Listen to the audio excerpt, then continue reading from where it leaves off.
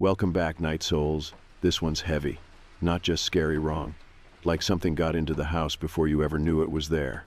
You bring home a dog, sweet, quiet, gentle. A week in, she hasn't barked once. Then one night, she stops in front of the hallway closet and growls, then barks, then screams. You try to calm her down, but she won't move. And then she starts slamming her head into the door, over and over. You open it, nothing inside. She hasn't made a sound since. Before we begin, make sure you're subscribed, hit like, and tell me in the comments what time is it for you, and where in the world are you watching from. Now, dim the lights, hold your pets close, and relax. I adopted her a week ago. A quiet, gentle dog with soft brown eyes and a coat that felt like worn velvet. The shelter had named her Daisy, but I started calling her Luna. It seemed to fit. She was calm, watchful, and had a way of moving that reminded me of moonlight slipping through clouds. The first few days were uneventful. She followed me from room to room, always at a respectful distance. She didn't bark, didn't whine, didn't chew on furniture. She ate her meals slowly, as if savoring each bite, and slept curled up at the foot of my bed. I began to think I had lucked out, that maybe this was the start of something good. Then, on the seventh night, everything changed. It was around midnight. I was in the living room reading a book when Luna stood up abruptly. Her ears perked, and she stared down the hallway toward the closet. At first, I thought she had heard something outside a car door, perhaps, or a raccoon rummaging through trash. But then she started to growl. It was a low, rumbling sound, one I hadn't heard from her before. Her body tensed, muscles coiled like springs, and her eyes never left the closet door. The growl grew louder, more insistent, and then she began to bark. Not the playful bark of a dog wanting attention, but a sharp, frantic barking that echoed through the apartment. I tried to calm her, speaking softly, reaching out to touch her, but she wouldn't budge. Her focus was absolute, her entire being directed at that door. And then she started to scream. I've never heard a dog make a sound like that. It was a high-pitched, keening wail that sent shivers down my spine. She lunged at the closet door, slamming her head against it with a sickening thud. Again and again, she threw herself at it, each impact more violent than the last. I rushed to her, trying to pull her away, but she was relentless. Blood began to smear the white paint of the door, and I could see a gash forming above her eye. Desperate, I flung the closet door open. There was nothing inside. Just coats, shoes, and a few boxes stacked neatly on the shelf. No intruder, no animal, nothing that could have provoked such a reaction. Luna stopped immediately. She stood there, panting, blood dripping from her forehead, and stared into the empty closet. Then she turned away, walked back to the living room, and lay down on the rug. She hasn't made a sound since. I've taken her to the vet. They stitched up the wound and gave me some painkillers for her. Physically, she's healing, but something in her has changed. She doesn't follow me anymore. She doesn't respond to her name. She just lies there, eyes open, staring at nothing. I've tried everything, treats, toys, gentle coaxing, but it's like she's not there. Like whatever she saw, whatever she experienced, took something from her. I don't know what to do. I've started sleeping with the lights on. I keep the closet door open now, as if to prove to both of us that there's nothing to fear. But sometimes late at night, I catch her glancing toward it, her eyes wide and unblinking. I wonder what she saw. I wonder if it's still there. I wonder if it saw her first. The vet said she was fine. They checked her eyes, her hearing, her blood. Everything came back normal. The head injury wasn't serious, they said. A few stitches, some rest. She'd be back to herself in no time. But they didn't see her lying there, didn't see how quiet she had become. She didn't flinch when they poked around her face. She didn't whimper when they cleaned the wound, just stared past them, through them, like she wasn't fully in the room anymore. I brought her home and laid a blanket out near the heater, trying to make her comfortable. She didn't move. I brought her food in a ceramic bowl, the kind with rubber on the bottom so it wouldn't slide. She didn't touch it. I sat with her on the floor for what felt like hours, hand resting lightly on her side, hoping the contact would do something. But she didn't lean into it. She didn't pull away either. Just lay there, still breathing, still blinking, but blank. By the next day, she still hadn't barked, not even once. I tried to keep things normal. I worked from home that day, answered emails, sat on video calls, even made myself lunch like usual. Every so often I glanced over at her, half expecting her to be gone or to be standing in front of the closet again, but she never moved. That night, I couldn't sleep. The house was too quiet. There's a kind of silence that isn't peaceful. It's not restful or calm. It presses in on you, makes every little sound feel exaggerated.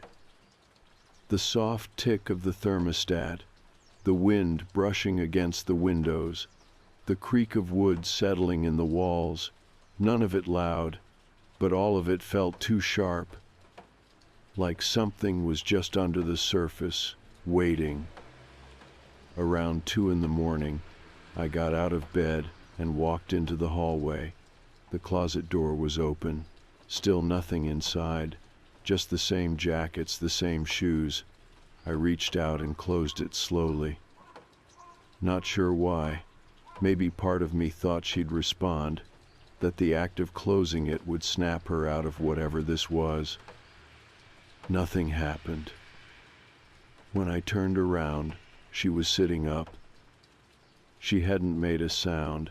I hadn't heard her pause, but she was there, just behind me, watching me. I knelt down, spoke her name quietly. Still no response. Her head was tilted slightly, like she was listening to something I couldn't hear. I didn't sleep the rest of the night. The next morning I tried to walk her. She wouldn't move past the front step. I had to carry her back inside. I called the vet again. They said it might be psychological. That shelter dogs sometimes carry trauma you won't see for weeks. That maybe something had triggered an old fear. But they didn't explain the barking, the screaming, the blood. They didn't explain the way she was watching the closet, or how she wouldn't even eat. That night, I moved her bed to my room. I didn't want her alone, and truthfully, I didn't want to be alone either. I left the closet door open again. I didn't trust it shut. At around 4 a.m, I heard something. Not barking, not scratching. A thud. I sat up immediately. She was no longer in her bed. I walked out into the hallway. The closet door was wide open. She was standing in front of it, her head turned toward the inside, not moving, just staring. I called her name, no reaction. I flipped on the hallway light and stepped closer. There was blood on the floor again, a small smear, just a few inches wide leading up to the closet. I checked her head. The stitches were intact, no new wound, but the blood was fresh, still glossy in the light. There was nothing inside the closet. I checked every inch, pulled out the coats, opened every box, moved my shoes, just wood and dust and old receipts. Still, she wouldn't move. I picked her up, brought her back to my room, and closed the door. She lay back down, head resting on her paws, and stared at the wall. I didn't sleep. The next day I put a chair in front of the closet door. It wasn't locked, just shut, but the chair made me feel like I was doing something, like I had control over the situation, like I was keeping something out, or in. The blood was gone in the morning. Not dried, not smeared, gone, like it had never been there. I don't know what's happening. I've started leaving my lights on again. I've started checking every window before bed, even though I know this isn't coming from outside.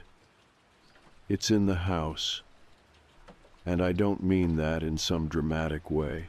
I mean it in a practical, grounded way. Whatever this is, it's not about ghosts or demons. It's about something real, something that's here. Something she knows and I don't. She hasn't barked in 5 days. And now, when I walk past the closet, I find myself holding my breath, just in case it hears me. I kept waiting for her to come back to herself.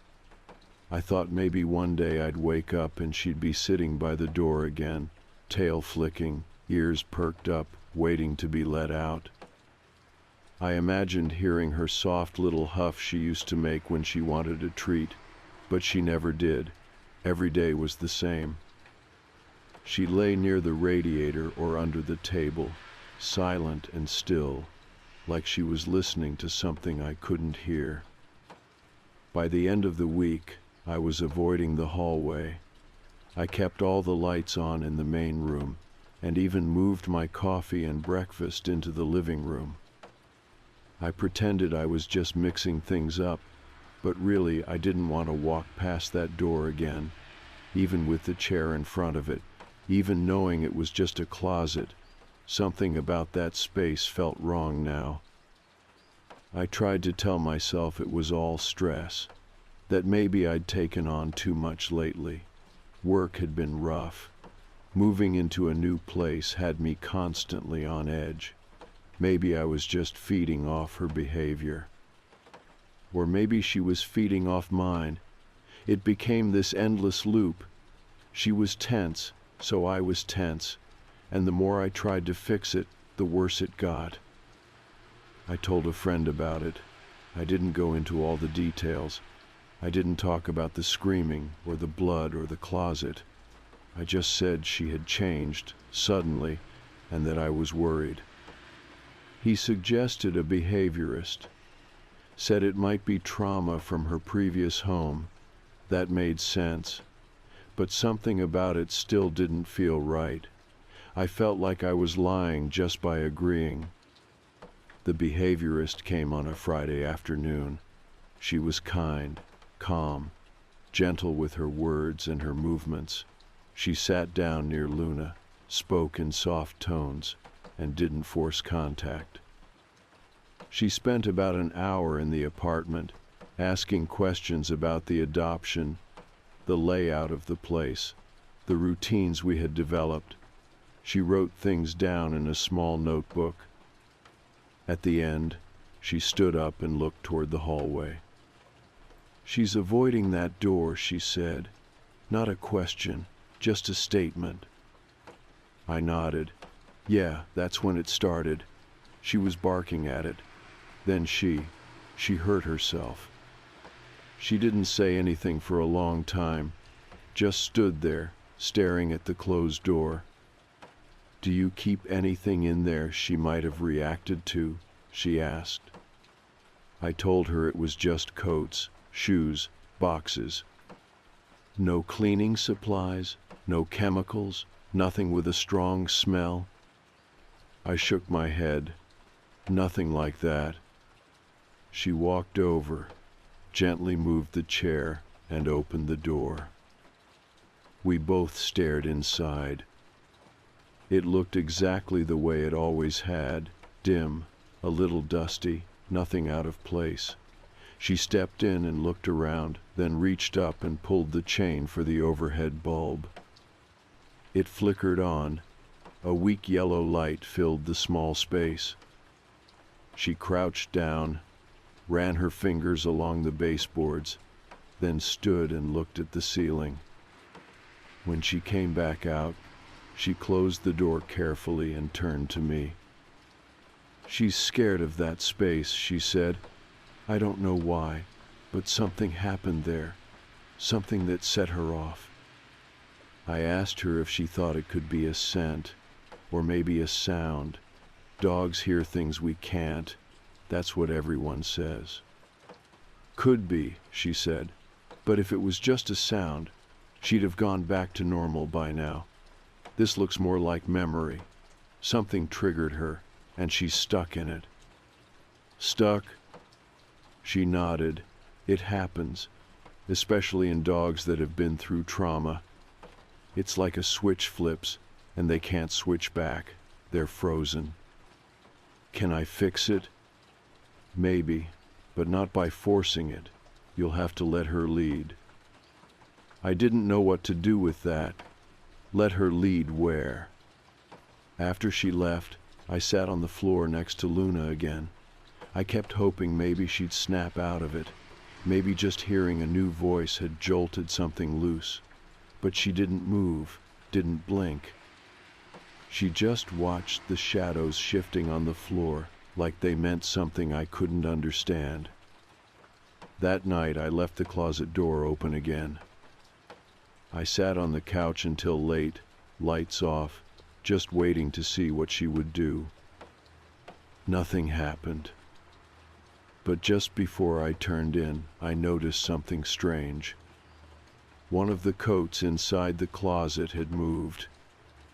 It was swaying slightly, just a few inches, like it had been touched. There was no draft, no windows open. I got up, heart pounding, and slowly walked down the hallway. I stopped in front of the open closet and stared inside. The coat was still now. I reached out and touched it. It was cold. Colder than everything else in the closet. I backed away and closed the door again. The next morning, Luna was gone. Not missing, just not in the same place. She had moved to the hallway. She was sitting directly across from the closet. Not facing it, not watching it. Just sitting, like she was waiting.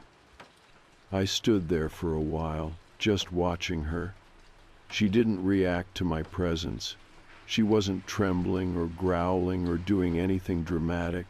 Just sitting, calm, focused on something I couldn't see. I called her name softly. Nothing. I reached down and gently touched her back. She blinked, but didn't look at me. Her whole posture was stiff, not tense exactly, but rigid, alert in a way that made my stomach turn. Like she was waiting for something she already knew would happen, something she had seen before. The behaviorist said to let her lead, so I didn't pull her away. I just sat down next to her, legs crossed on the hallway floor. We stayed like that for maybe half an hour. I kept trying to read her expression, but dogs don't give away much unless they want to. Her ears stayed forward. Her eyes never shifted. Every few minutes, she would breathe out hard through her nose like a sigh, like she was steadying herself. Eventually, I got up. I left the closet door closed and walked into the kitchen, made coffee, tried to act normal. I needed something to ground me. Even just the routine of boiling water and pouring it over the grounds helped. When I looked back down the hallway, she was still there. I don't know what I expected. For her to snap out of it, for something to lunge out of the closet and explain everything. Instead, the day passed slowly. I worked on my laptop from the kitchen table, answering emails, half listening to online meetings. Occasionally I'd glance at the hallway and see her still sitting, still watching. She didn't eat, didn't drink, didn't lay down. It started getting dark around 5. The apartment has these long windows that stretch from the floor up to the ceiling, and the light fades fast once the sun starts dropping behind the buildings. By the time I thought to turn on the lights, the hallway was already almost completely shadowed. She was still there. I flipped the switch. Light filled the hallway. She didn't move. Something about that unsettled me more than anything else. The way she stayed rooted in that one exact position, like she couldn't leave even if she wanted to. Like some invisible line had been drawn across the floor, and she wasn't allowed to cross it. I tried coaxing her back into the living room, offered a treat. Nothing. Just that same blank focus. At some point I started feeling like maybe this was more than trauma. Or if it was trauma, it wasn't hers. I kept thinking about the coats in the closet, the cold fabric, the way that one jacket swayed slightly on its hanger. Maybe it was air currents. Maybe it was just the weight of memory playing tricks. But the room didn't feel right anymore. Around midnight, I decided to open the door again. I stood in front of it for a long time. Luna didn't move. Her breathing was slower than usual. I reached for the handle and paused. I felt something. Not physical, not even emotional really. More like a shift, like the air itself had changed. I opened the door. The light was still on inside. The single bulb hanging from the ceiling cast shadows in sharp angles. I stepped in slowly, checking every inch again. Moved the coats, opened the boxes. Felt along the walls and under the shelves. Nothing. But the cold was stronger this time, like walking into a space that hadn't been warmed in years. I looked up and saw that the ceiling panel, the one that covers the crawl space, had shifted slightly, just a crack, barely noticeable. I grabbed the step stool from the kitchen and climbed up. There was no ladder, just a panel that slid sideways. I pushed it open and pointed my phone light into the crawl space. Dust, cobwebs, a few old wires, and something else. A single dog collar. Not Luna's. This one was older, leather, cracked, faded red. I reached up and pulled it down carefully. The tag was rusted, but I could still make out the name. Juno. I stared at it for a long time. I had never seen that name before. I checked with the shelter records. They had nothing about a dog named Juno in her file. No history of previous owners. Nothing to suggest she had been in a house like this before. But shelters can be messy. Paperwork gets lost. Dogs get renamed. Still, it felt like something important. I brought the collar into the living room and set it on the table. Luna hadn't followed. She stayed in the hallway, watching, unblinking. I thought about calling someone, maybe the behaviorist, maybe someone from the shelter, but what would I say? That my dog found something I didn't know was hidden? That she reacted to a name I had never spoken? I sat on the couch, just watching her. I said the name out loud once, softly. Juno. Luna's ears twitched. Not much, just the smallest flicker. I said it again. She blinked.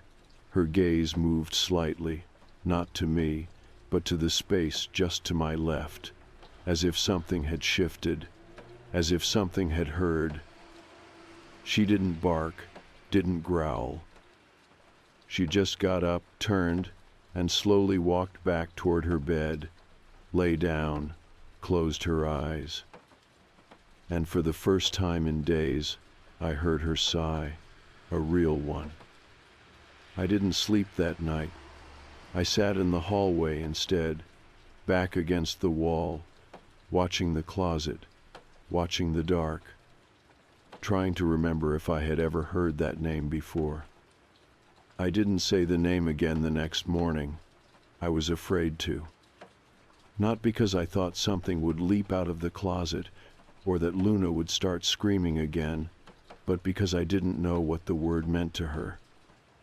I didn't want to break whatever delicate thread had formed between her and that moment last night when she finally moved, finally blinked, finally lay down like something had passed. She still wasn't herself, but something had shifted. She followed me to the kitchen in the morning, slowly, cautiously, but she followed. She didn't touch her food, but she sat nearby while I ate toast and stared at the dog collar on the table, the cracked leather, the faded red, the rusted metal tag. I'd put it on a paper towel to keep it from sticking to the wood. It looked like it had been up there for years. I checked the crawl space again. No other items, no markings, just dust and insulation and silence. Whatever this collar was, whoever Juno was, it was the only thing someone left behind. I didn't know what to do with that. There was no obvious message, no backstory, no context, just a name and a feeling. I tried looking it up, just in case. Searched Juno and my address. Juno and the neighborhood. Nothing specific. Too many false positives. Mostly mythology pages and dog name lists. It didn't help. So I sat with it, kept the collar on the table like an object in a quiet museum. Luna would glance at it sometimes, but never approached. She never sniffed it, never barked. Just noticed it the way you notice a shadow that shouldn't be there. That afternoon I called the shelter. I didn't say much, just asked if there was any chance Luna had been picked up near my address before. I tried to sound casual, like I was just curious about her background. The woman on the phone said she'd check and get back to me. I could hear her clicking through files, then typing, then a long pause. She was found near your street, she said. Actually, just a block over. Brought in by animal control 3 months ago. No collar, no microchip. Any note on her behavior? I asked. When she came in? Another pause. It just says, withdrawn, underweight, fearful of closets.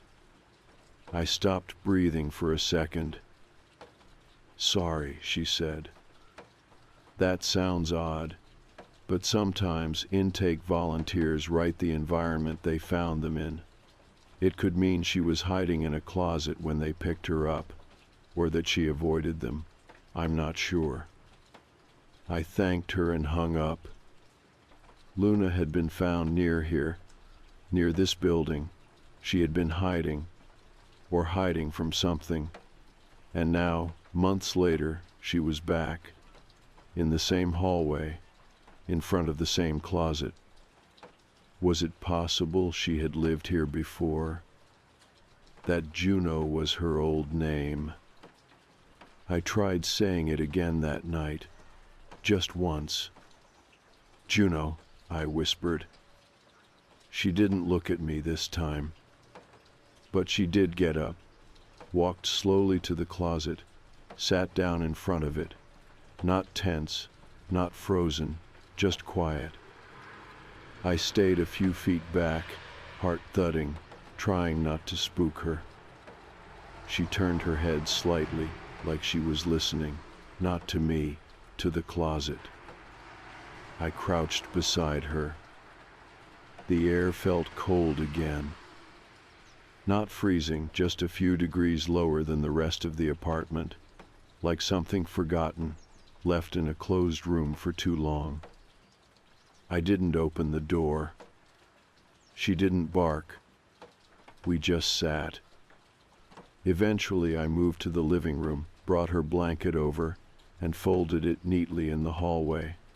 She laid down on it, still facing the door. I slept on the couch.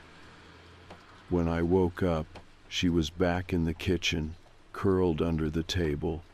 I almost didn't believe it at first. It was like the old her. Not completely, but close. Her eyes followed me as I walked by. Her ears perked up when I filled her bowl. She didn't eat, but she watched. That was enough. Later that afternoon, I got a knock at the door. A woman stood outside, older, maybe in her late 60s, wind-chapped face, coat zipped high. She looked nervous, like she had debated coming here and was still second-guessing herself. "I'm sorry," she said. "This is going to sound strange, but did you adopt a dog recently?" I hesitated, then nodded. Luna stood behind me, not barking, just watching. The woman looked past me, then down at the floor. I think that might have been my neighbor's dog, a few months ago. She introduced herself, her name was Eileen, and said she used to live 2 floors up. Said there had been a woman in the unit across the hall who had a small brown dog. Quiet, well-behaved, scared of loud noises. She said the woman left suddenly, in the middle of the night, no explanation. Just packed a few things and vanished. They found the dog alone, she said, in the hallway closet. That part stopped me cold. She didn't know the dog's name. She never asked. But she remembered the woman once saying something about Juno, thought it was a friend at first, later realized it might have been the dog's name. I asked if she knew why the woman left. She shook her head. She was quiet, kept to herself, but she was scared of something. I could feel it. We stood in the doorway for another minute, not saying anything, just letting the cold air drift in around us. Finally, she said, "I saw your light on last night. Thought maybe, never mind." She left without finishing the thought. I closed the door, went back to the table, looked at the collar again. The dog who had been left behind, found in the closet, terrified, with no name anyone remembered. Now back in the same building, in front of the same door, and suddenly, I was more sure than ever. Juno was her name. After the woman left, I stood in the hallway for a while, watching the light shift across the floorboards. It was late afternoon again, that quiet part of the day when everything starts to feel a little hollow. Luna Juno was lying under the kitchen table, her head resting on her front paws, eyes half closed. There was something calmer about her now. She still wasn't quite the same, but whatever had been holding her in that frozen place seemed to have let go, just a little. I walked back to the closet, no chair in front of it this time, no resistance in my chest, just the door and the knob and whatever silence lived behind it. I opened it slowly. Inside, everything looked the same. Coats, shoes, boxes. The bulb above still buzzed softly, casting that same weak yellow light over the shelves. I reached up and touched the ceiling panel again, slid it aside. I didn't go back up. I didn't need to. I had seen enough. Instead, I pulled out the boxes, one by one, and opened them on the hallway floor.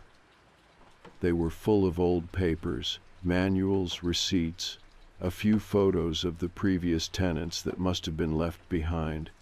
I flipped through them without much purpose, half looking, half waiting. Most of it was junk. In the last box, there was a small notebook.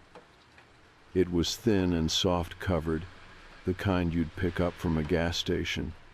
Inside were a few pages of cramped handwriting, mostly grocery lists, a couple of notes about bills. One line near the back caught my eye. Juno scratched again last night. Still won't go near the closet. Tried treats. No change. That was it. Just a single line in a notebook no one had seen in years. I closed it and sat down on the floor with it in my lap. I didn't feel scared, just tired, like I had walked in circles long enough that the edges of the story had finally begun to smooth out. No big reveal. No hidden door behind the coats, just traces, scattered pieces that all pointed to the same thing. She had been here before. She had been afraid. And now somehow she was back. Maybe by accident, maybe not. I put everything back in the boxes. I left the collar on the table, and I closed the closet door gently, like I was saying goodbye to something I didn't fully understand. That night, Luna came into my room on her own, first time since the incident. She didn't curl up on the rug at the foot of the bed. Instead, she rested her head against the side of the mattress. I reached down and let my fingers rest against the soft fur on her neck. She closed her eyes. For a long time I didn't move. I didn't sleep either, not because I was afraid, but because I felt like I was witnessing something that didn't need to be interrupted. There was a quiet between us now that felt different than the silence from before. Not absence, not fear, just space, something lived in. In the morning she ate, not much, but enough. Then she walked over to the closet and sat, not frozen, just still. She sniffed the edge of the door, then turned away and walked back to the kitchen like it had never held power over her at all. I knew then that whatever this had been, it was ending. Not because I solved anything, not because I had proof, but because the person who had been left behind, dog or woman or both, had finally been noticed, finally heard. I took the collar outside that afternoon, not far, just to a park a few blocks away. There was a cluster of trees along the back edge of the lot. I found a quiet spot, dug a small hole beneath one of the oldest ones, and placed the collar there, wrapped in the soft towel I had used when Luna first came home from the vet. I didn't say anything. I just covered it gently and sat there with my hands in the dirt. A breeze passed through the branches above me, and I let it move over my face, slow and cool and steady. When I got home, Luna was waiting by the door. She wagged her tail once. It was the first time I'd seen her do that. Now, weeks later, she still won't go near the closet. But she doesn't stare at it anymore, doesn't sit in front of it like she's waiting for something to appear. She just walks past it. Sleeps in the sun, eats her food, noses my leg when she wants attention. Some days, I still catch myself watching that door. I wonder if there's still something behind it. Not a ghost, not a shadow, just memory, imprint. Whatever it is that lingers when something important happens in a place and no one's left to acknowledge it. But then Luna looks at me with those calm, steady eyes, and I remember that it's over.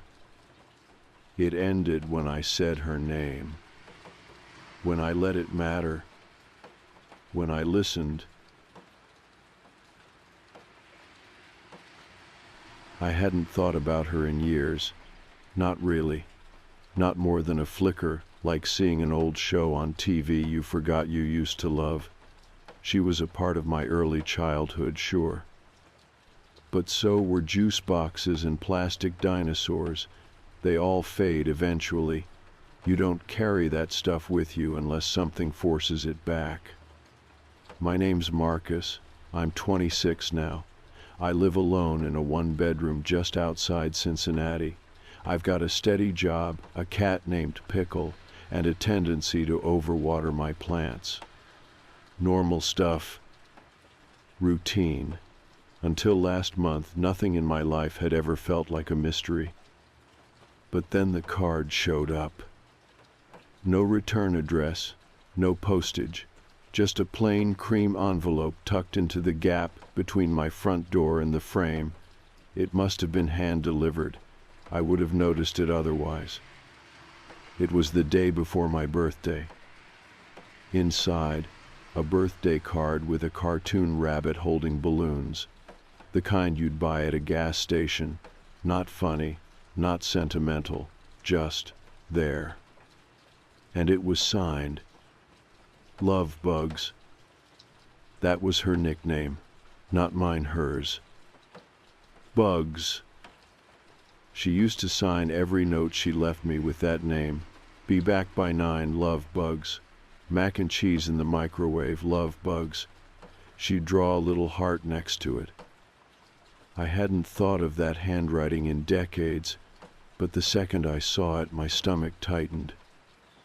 It was exactly the same. The same looping B. The same slanted G. It didn't feel like imitation. It felt like her. Her full name was Sarah McIntyre, but I only ever knew her as Bugs. She was 16 when she started babysitting me. I was 6. My parents both worked late shifts, and she lived 2 doors down. Quiet girl, tall, wore denim jackets, and carried a keychain with a rubber duck on it. She smelled like vanilla lip balm and laundry detergent. I remember that.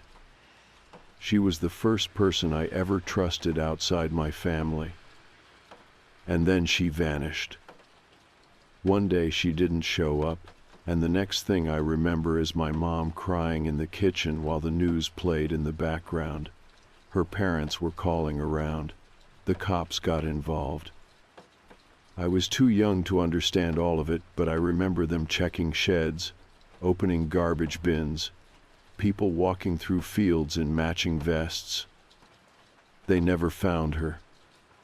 Not a trace. The only thing they ever said on the news was that her bedroom window had been open, and her backpack was still on the floor. No signs of a struggle, no suspects, just silence. Then a small memorial a few months later, then nothing. We moved the year after. New house, new town. My parents said it was for work, but I think the whole street felt different after she disappeared, like whatever had taken her was still floating just behind the walls. We never talked about her again. Until now. I held the card in my hands for almost 10 minutes before I even opened it. I kept flipping it over, looking for a clue, a smudge, a stain, some hint that it was a prank or a mistake, but it was clean. Neat. Inside there was only one line. You're taller now. You used to cry when I left the room. That was true. I don't remember much about being 6, but I do remember following her around like a puppy. I hated when she left me alone, even for a second. I'd stand at the bathroom door until she came out. I sat down on the edge of the couch and read it again. Then I threw it in a drawer. I didn't sleep well that night. Every creak in the building felt heavier. Every passing car sounded like footsteps. The next morning, I checked the door. Nothing new. No one had touched the mat. The hallway camera didn't pick up anything. I asked the downstairs neighbor if they saw anyone drop something off. They said no.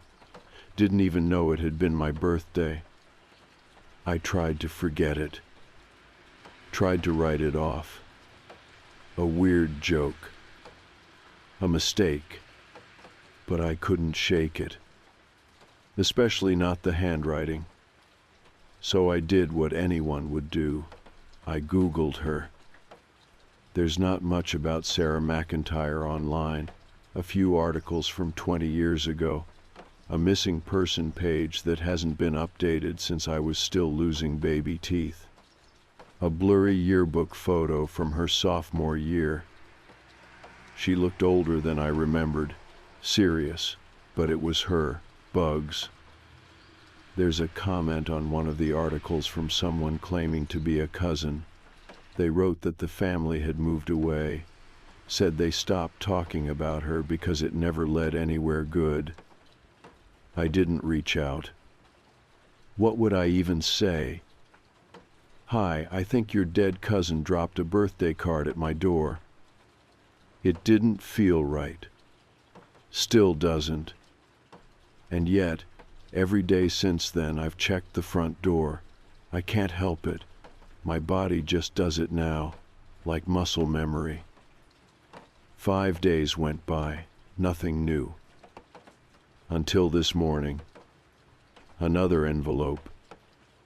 Same cream paper. Same handwriting. Different card. This one had a bear holding a cupcake. I stood there in the hallway for a long time before opening it. Inside. I'm almost ready to come back. Signed again. Love, Bugs. I didn't go to work the day the second card showed up. I didn't even call in. I just sat at my kitchen table with both envelopes in front of me and let the hours pass. The sun moved from one side of the apartment to the other, while Pickle circled my legs like she knew something was off. I gave her food, fed her twice by accident, still couldn't eat myself. The second message haunted me worse than the first. I'm almost ready to come back. It was the word almost that got under my skin, not just a memory, not just someone playing with old pain. That word meant the sender had a plan, a timeline, something specific in mind. I told myself it could still be a sick joke. But only someone who knew her would even remember the nickname. Bugs. It wasn't public. It wasn't online. The news never mentioned it. I checked again just to be sure. All the old articles just called her Sarah. No mention of the pet names or what she meant to me. That was private. And whoever left these cards knew it. I opened a folder on my laptop and created a new document. I titled it Sarah Cards. I listed the dates, the handwriting details, even the postures of the cartoon animals. I don't know why. I think I just needed to do something. Later that night, I called my mom. She sounded tired but happy to hear from me. I hadn't told her it was my birthday. She forgot, but I didn't blame her. She always says dates blend together the older you get. I asked her if she remembered Sarah. There was a pause. Of course, she said. Why? Do you ever think about her? Another pause. Sometimes. Why are you bringing this up now? I could tell she was guarding something, a shift in tone I hadn't heard in years. I found some old stuff, I said. Notes she left, little things. Oh, a beat. Well, you two were close. Did she ever talk to you about anything weird before she disappeared? Marcus, no. Why are you asking? No reason, just thinking about the past.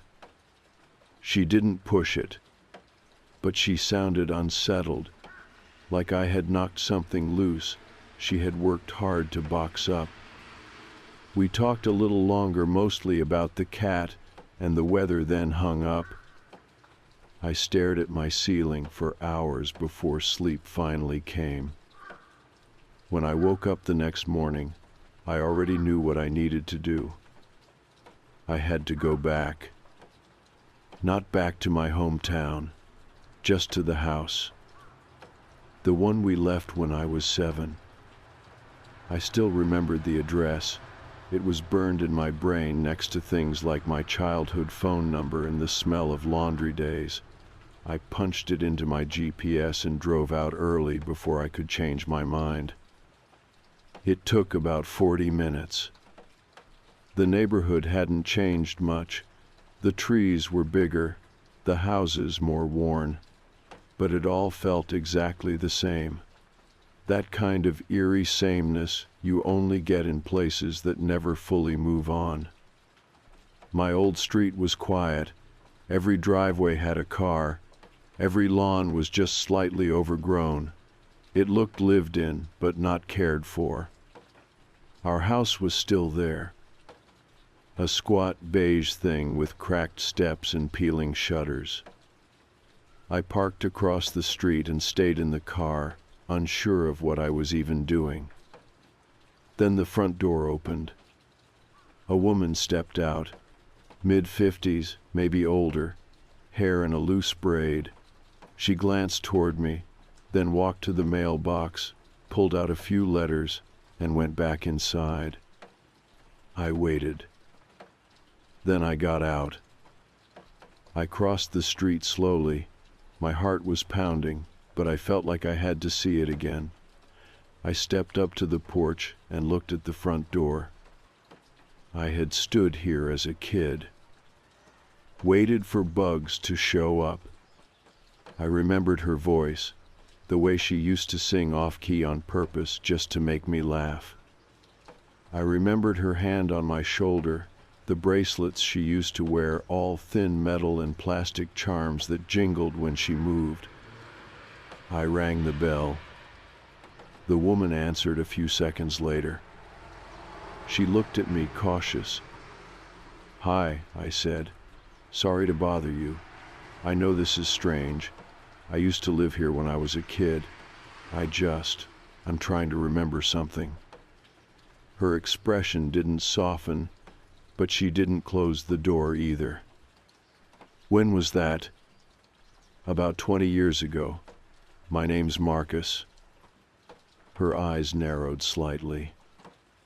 "I moved in 18 years ago. We bought it from a family that left in a hurry." "That was us," I said. She looked past me like she was thinking about closing the door now. "I'm not here to cause trouble. I just wanted to ask, has anything weird ever happened here?" Her face didn't change, but she stepped outside, lowered her voice. "There's a crawl space behind the upstairs closet. Did you know that?" I shook my head slowly. Previous owners never mentioned it. We didn't even find it until the ceiling fan in the bedroom started shorting out. "What was in it?" "Nothing," she said. "Just dust and something scratched into the inside of the wall." "What did it say?" She paused. Then she said, "You used to cry when I left the room." I felt everything inside me go cold. I thanked her and left. I drove home without the radio on. I didn't want sound. I needed silence to sort out what had just happened. I kept replaying the woman's voice in my head, the way she said it. You used to cry when I left the room. It wasn't just that she repeated what was written in the card. It was how casual she was about it, like it was just something you find scratched into drywall sometimes, like she hadn't considered who might have written it. I knew who had written it. There was no one else it could have been. Sarah Buggs had said that to me more than once. She'd said it like a joke, with a grin and a toss of her hair. "You're getting better," she'd say, "but you still cry when I leave the room." I used to get embarrassed, tell her I didn't cry anymore, and she'd say, "Not outside, maybe." But the inside still sniffs a little. It was such a weird thing to say. I had forgotten it until the card brought it back. And now that phrase had followed me all the way to adulthood, through a scratched wall in a crawl space I never knew existed. I pulled into my apartment complex and sat in the parking lot for a while before going in. The sky was starting to turn that dull evening gray, the time when shadows seemed to stretch a little too long. Pickle was waiting at the door like always, tail flicking in annoyance that I was late with dinner. I fed her, opened a can of soup for myself, and ate it in silence. Later that night, I pulled out an old box from the back of my closet. It was filled with stuff from when I was a kid, yearbooks, a plastic medal from a fun run I barely remembered, a few drawings with clumsy handwriting. In the middle of it all was a crumpled envelope with my name written in big purple letters. I recognized the handwriting right away. It was hers. Inside the envelope was a drawing she had made for me. I remembered this now. It was on my birthday, the year before she vanished. She had drawn us both as stick figures holding balloons. I was wearing a paper crown. She had drawn herself with big hoop earrings and labeled her figure Bugs. In the corner of the page she had written, "Don't forget your secret fort." I had no memory of a secret fort. I stared at the drawing for a long time, trying to force something to surface, but it didn't work. I put the picture aside and went to bed. That night, I dreamed about the old house, not how it looked now, but how it looked back then, the orange carpet in the living room, the lumpy brown couch, the tall lamp that used to hum when it was on too long. In the dream, I was 6 again. Bugs was babysitting. She was heating up chicken nuggets, and I was pulling at her sleeve, asking to go into the closet fort. She said, "Not until the movie's over." In the dream, I walked away from the kitchen and opened the hallway closet by myself. I stepped inside. It was dark, but I wasn't scared. I pushed at the back wall, and it gave way to a tiny space. I crawled through and sat down. There were pillows inside, a flashlight, a notebook with stars drawn all over the cover. Then someone else was in the fort with me. Not Bugs. Something taller. Watching. I woke up gasping, drenched in sweat. My hands were clenched around the blanket, and my nails had dug into my palm. I hadn't had a nightmare like that in years. The next morning, there was another envelope. Same cream paper. Same careful handwriting. Same rabbit on the card. This one said, "You've forgotten the closet, but I haven't." I almost dropped it. I read it again and again, hoping it would change. It didn't. The dream hadn't come out of nowhere. She remembered that space. She remembered the fort, and somehow she knew I was remembering it too. I called my mom again. She sounded groggy. I must have caught her just after waking. "Hey," I said, "quick question.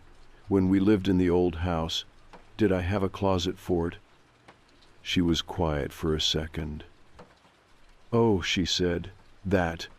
You remember that? Just barely.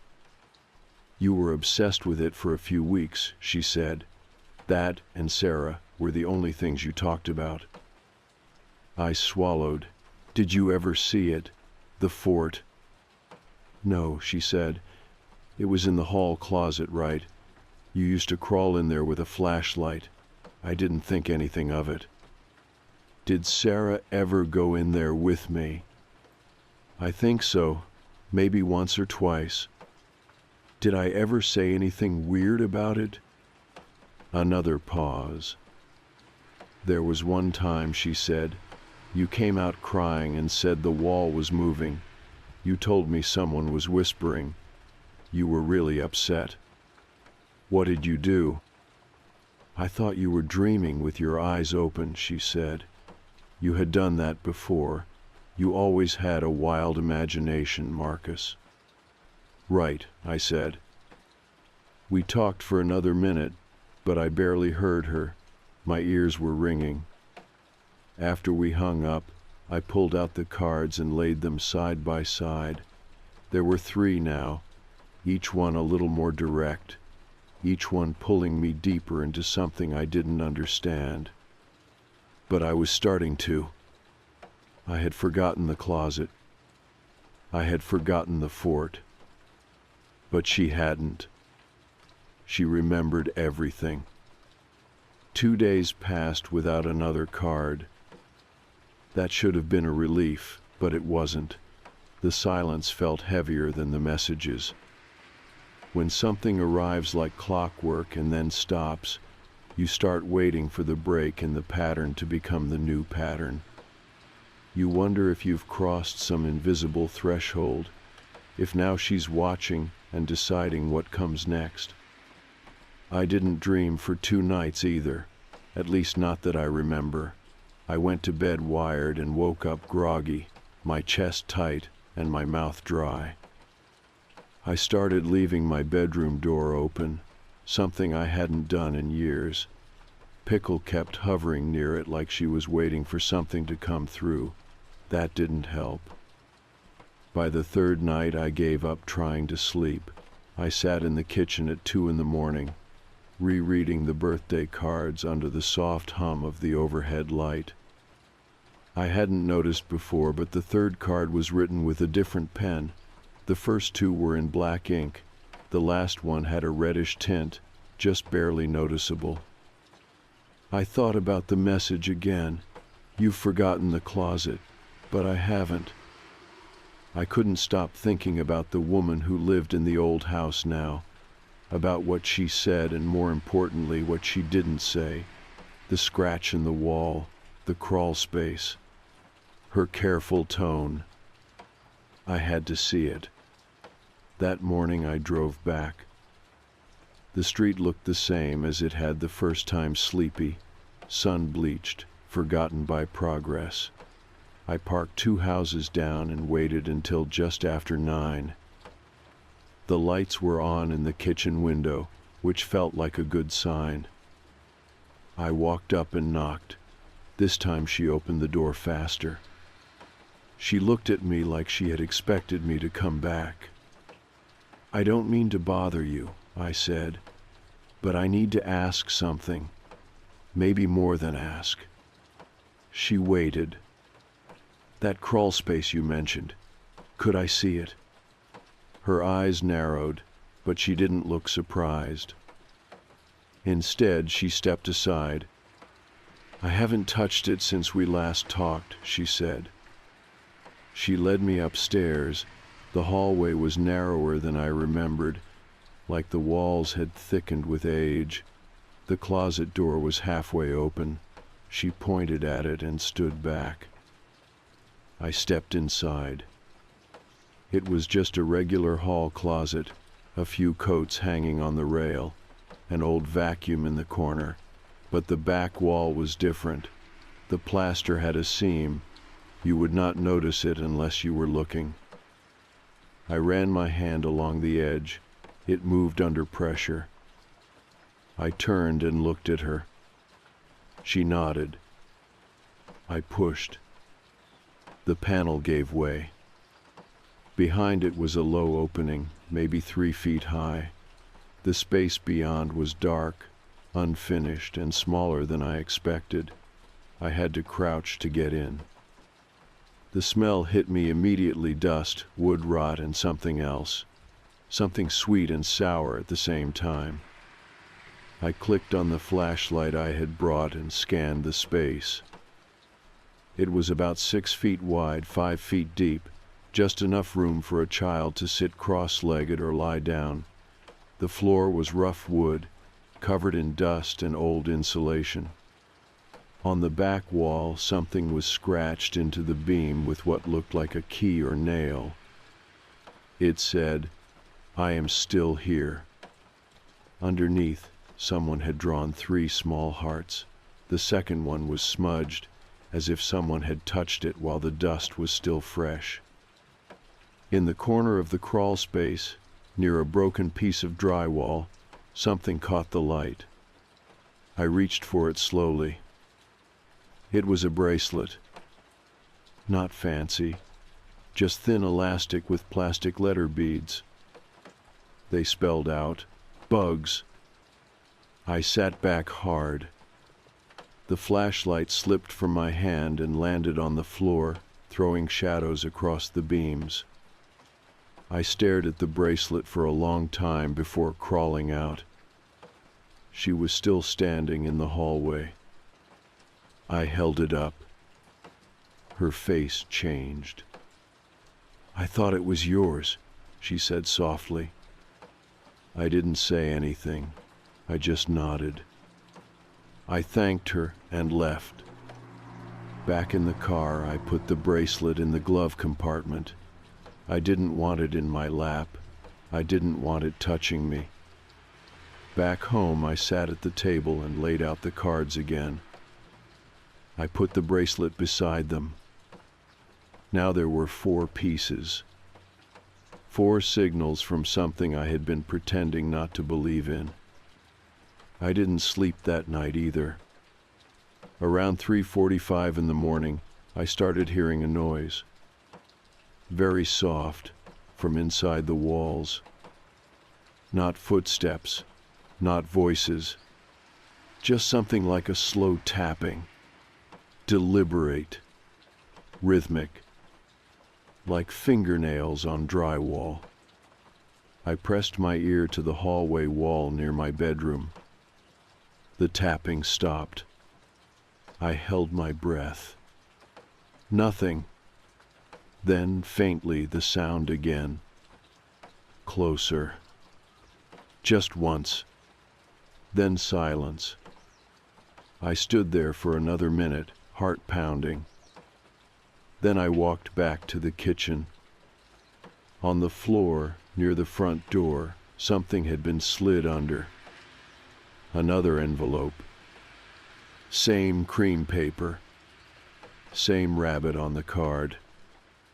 This one said, "I remember how you screamed when they tried to take me away." And at the bottom, in a rushed scrawl, "They didn't find the other wall." I didn't sleep after the 4th card. I didn't even try. I sat in the kitchen with the bracelet in one hand and the new card in the other.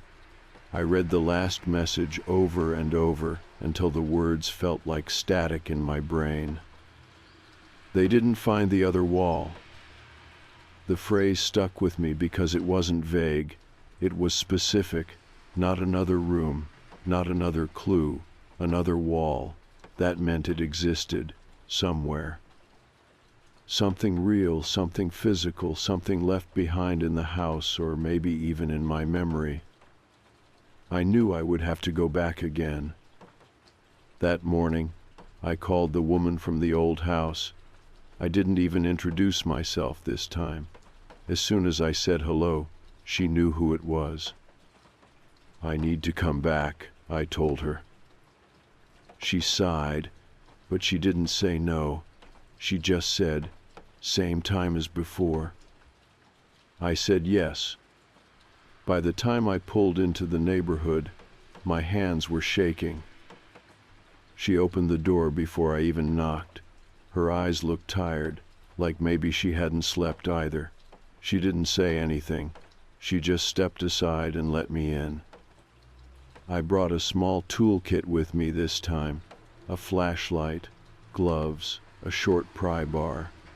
I didn't know what I was looking for, but I knew it wasn't something sitting out in the open. If there was another wall, it would be sealed, hidden.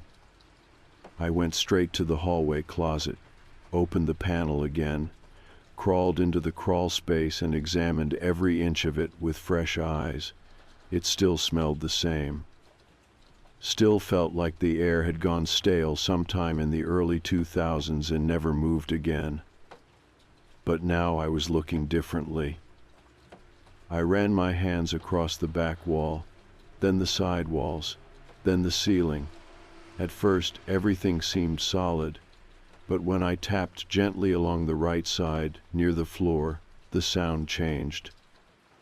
A hollow spot. I crouched lower and pressed my palm against it. The wood didn't flex, but it felt thinner. I took out the pry bar and started chipping at the seam. It wasn't easy. The board had been nailed in from the inside. That didn't make sense. No one builds like that. It was a cover-up, not construction. After 10 minutes, the panel came loose.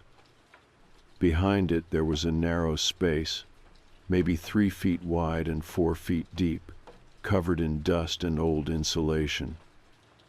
And in the middle of that space, wedged against the back, was a small wooden box. It looked handmade, no lock, no hinges, just a sliding lid. I didn't open it right away. I sat there with it in my lap, feeling like I had picked up something with weight beyond its size, like it was holding a pressure I didn't understand, like if I opened it wrong, something would leak out. Eventually, I slid the lid off. Inside were 3 things. The first was a small flashlight, same brand and size as the one I remembered having as a kid. The plastic was cracked, the battery long dead. The second was a photograph, a Polaroid. It showed the inside of the crawl space, same angle, same walls, except in the photo there was someone sitting inside. It was Sarah. Bugs. She was crouched in the back corner, holding the flashlight, eyes wide, not smiling, just looking at whoever had taken the picture. And next to her was a second figure, not fully visible. Just an arm, a sliver of a shoulder, the edge of something pale. The third item in the box was a folded piece of lined notebook paper. I opened it carefully. The writing was messy, uneven. It read, "If they come, do not tell them where. They listen through the floor. Keep the door blocked. Keep the song out. Do not forget the code. He watches when you cry." There was no signature. I put the items back in the box and crawled out of the space slowly. The woman was still waiting in the hallway. I didn't explain what I had found. I just asked, "Have you ever heard music in this house, very late?"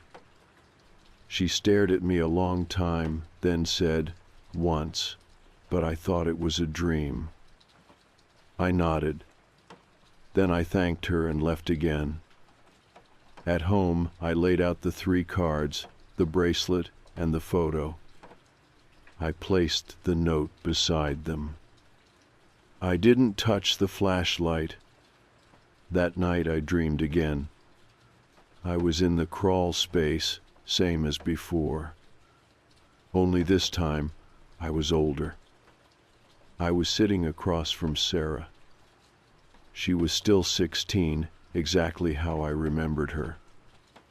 She looked tired, dirt on her hands, dust in her hair, but she was calm. She held the Polaroid camera in her lap. "I told you not to cry," she said. "I forgot," I told her. "I never did." She looked past me, toward something in the dark. I turned. There was another wall, but it was breathing. I woke up at 4 in the morning. There was no tapping this time. Just a cold draft in the hallway, like a window had been left open. But everything was locked. No card under the door. No envelope on the floor. Just silence. The last card arrived a week later. I had almost started to believe it was over. The silence had stretched just long enough to feel like closure. No dreams, no tapping, no more strange drafts or cold spots in the hallway. I had even begun putting the cards and the bracelet away in a shoebox. Taping it shut like that might seal the feeling along with it. Then, early on a Sunday morning, I found a final envelope. It wasn't under the door this time. It was in my fridge.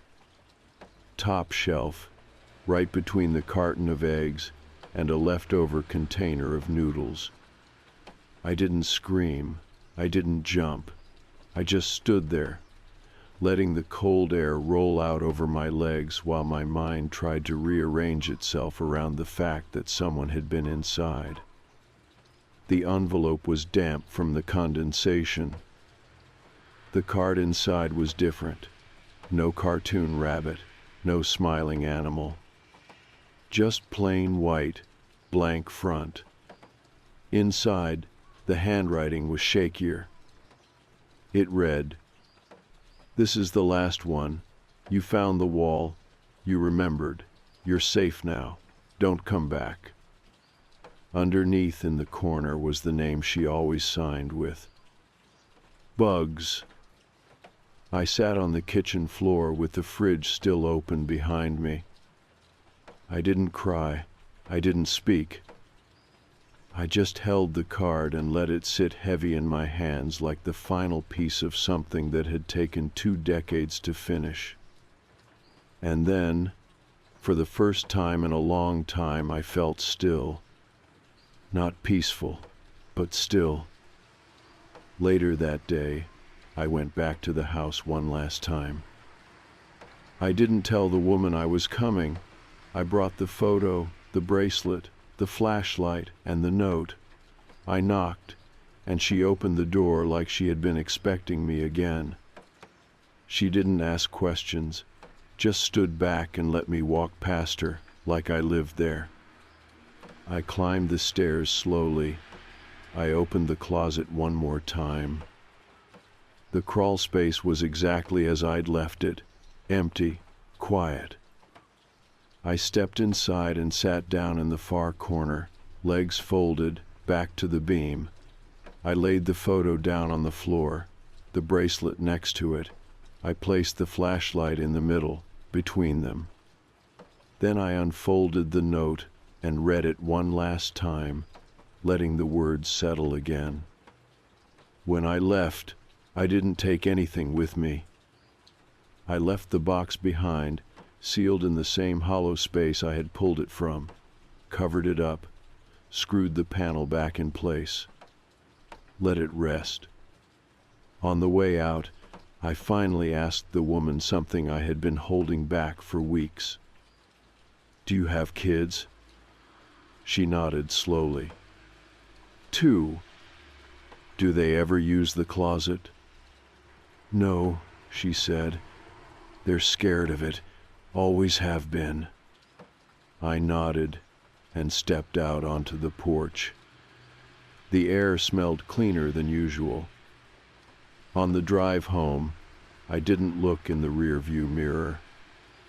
Back at my apartment, I threw out the shoebox, not in the trash bin, not in the chute. I took it down the street to a public dumpster and dropped it in, along with the envelope from the fridge. I deleted the photos I had taken, erased the notes on my laptop. The next day, I finally called my mom and told her everything. Not the strange parts, not the crawl space, not the breathing wall, but the important things. That Sarah hadn't run away, that she had left something behind, that someone somewhere still remembered her and wanted her memory to mean something. My mom was quiet for a long time. Then she said, "You always loved her, didn't you?" I said yes. "She loved you too," she said. "We could tell." And for the first time, she didn't try to explain it away. She didn't tell me it was imagination or trauma. She just let it be real. That night, I slept. Really slept. Deep and dark and dreamless. When I woke up, the apartment was warm. Light was coming through the blinds in long golden lines. Pickle was curled beside my legs, purring like nothing had ever gone wrong. There were no envelopes, no knocks, no music. I didn't check the fridge. I didn't have to. Some part of me knows it's done now, whatever it was. Whoever she became in the space between then and now, whatever place she existed in, it had been trying to finish something, to reach someone, to tell the rest of the story. And it did. It told it to me. I carry it now, not as a fear, as a memory, a reminder that sometimes people don't vanish without reason, that sometimes the quiet ones leave echoes behind, hoping someone will listen when the rest of the world forgets. She wasn't trying to scare me. She was trying to be remembered. And now, every year on my birthday, I'll light a small candle by the window. I won't speak her name out loud, but I'll think it, and I'll whisper it once, just inside my head. Love, Bugs.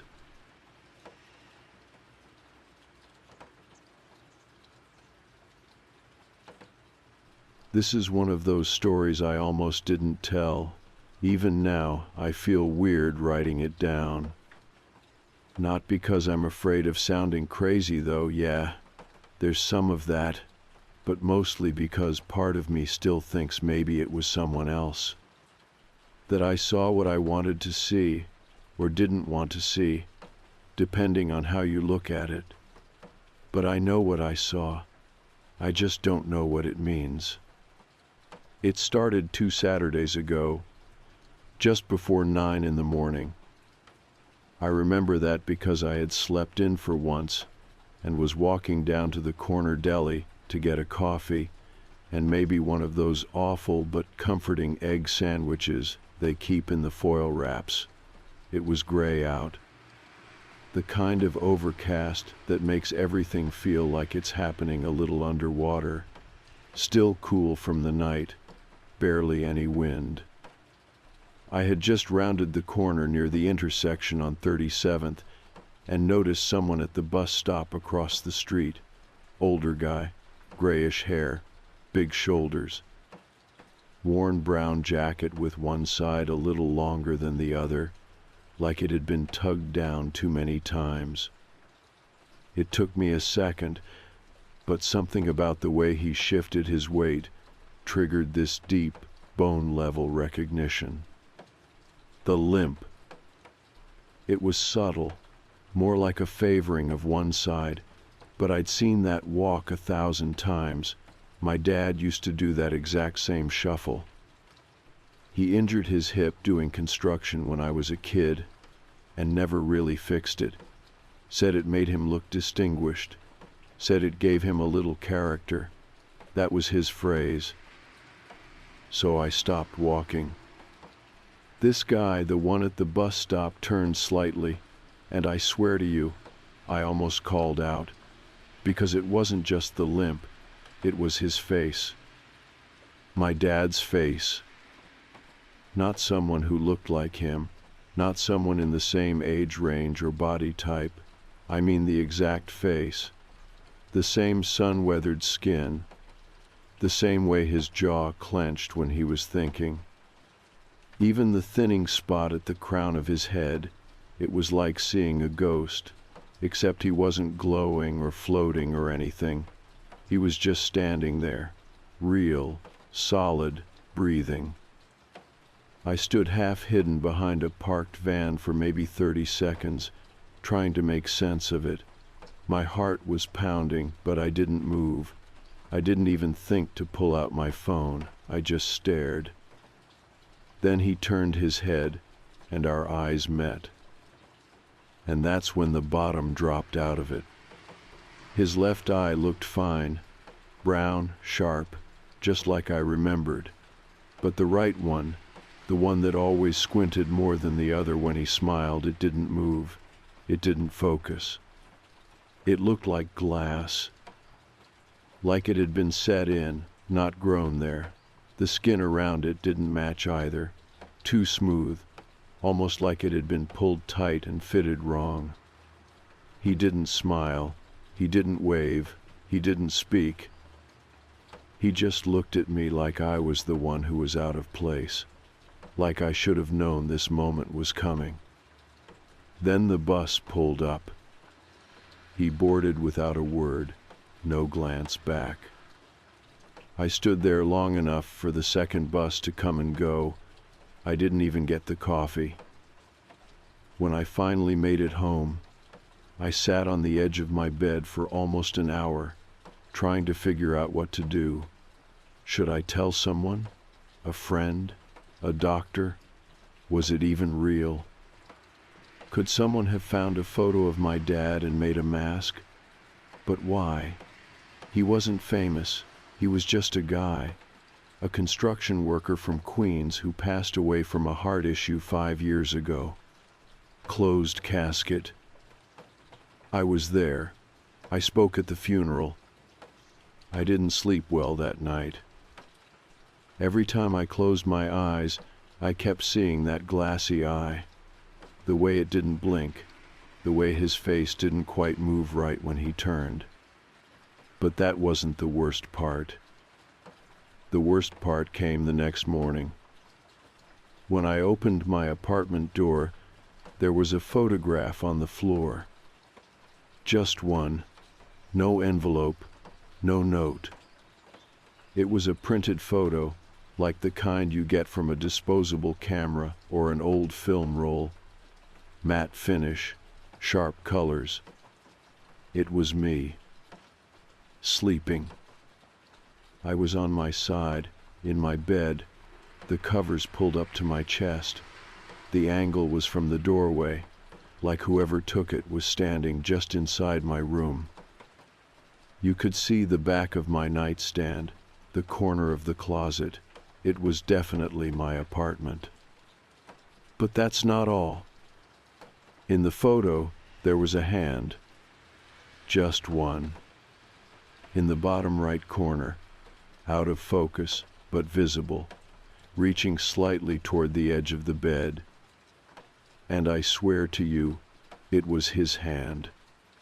Same thick fingers, same worn skin, the exact way my dad's knuckles bent when he reached for something. I dropped the photo, backed away from it like it might bite. Then I locked the door, deadbolt and chain. I didn't leave my apartment the rest of the day. I kept the lights on, even though it was bright out. I went through every closet, every cabinet. I checked the windows. I checked under the bed. Nothing. Nothing that said anyone had been there. The place looked exactly like it always did. But I knew something had changed. Someone had been inside, and they wanted me to know they had been close enough to touch me. I didn't sleep much that night either. It was like every time I shut my eyes, I saw that photograph again. Not the whole thing, just fragments, the edges, the hand. My own face, half buried in the pillow, mouth slightly open, completely unaware. It made me feel vulnerable in a way I hadn't felt since I was a kid. Not scared of monsters or anything, just scared of not knowing who might be near you when you're not looking. I kept checking the locks, front door, windows, even the sliding latch on the bathroom. I don't think I've ever locked the bathroom in my own apartment before, but I did that night, just to be sure. The next morning, I took the photo and put it in a drawer, not to forget about it, but to contain it. Leaving it out made me feel like I was inviting it to happen again. I didn't throw it away, though. I wanted to badly, but something stopped me. Maybe because part of me still needed proof it actually happened, that I didn't just imagine the whole thing, that I didn't fall asleep in front of some creepy movie and dream the rest.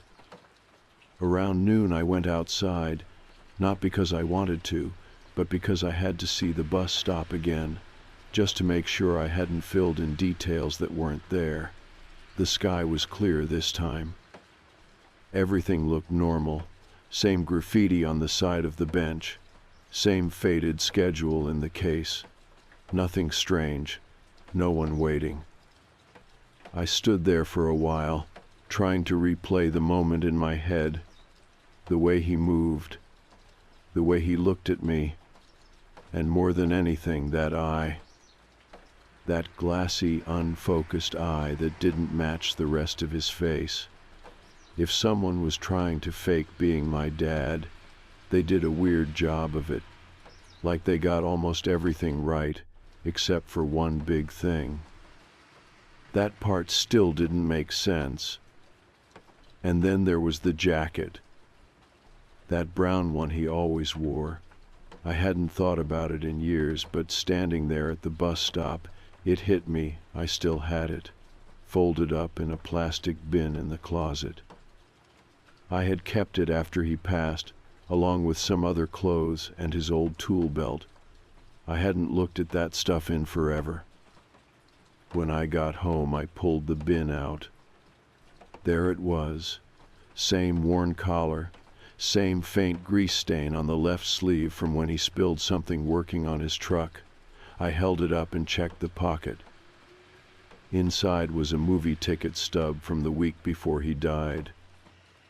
So the one at the bus stop couldn't have been his, at least not the real one. Still, the feeling didn't go away. That night, I didn't bother trying to sleep right away. I made coffee around 10 and stayed up in the living room with the lights on. I didn't turn on the TV. Just sat there, waiting to hear something. I wasn't sure what I expected. Maybe another photo. A knock, something subtle. What happened instead was weirder.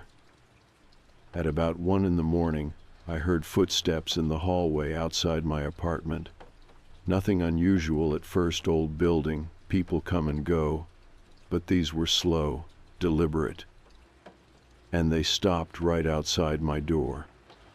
I turned off the lamp and sat perfectly still. No knock. No voice. Just silence. Then the mail slot creaked open. It didn't make a sound for a second, and then I saw something slide through. I waited a full minute before walking over. It wasn't another photo this time. It was a strip of paper, narrow, torn from something larger, and on it, in handwriting I swear I recognized, were 3 words. You forgot me. That's it. No signature, no explanation.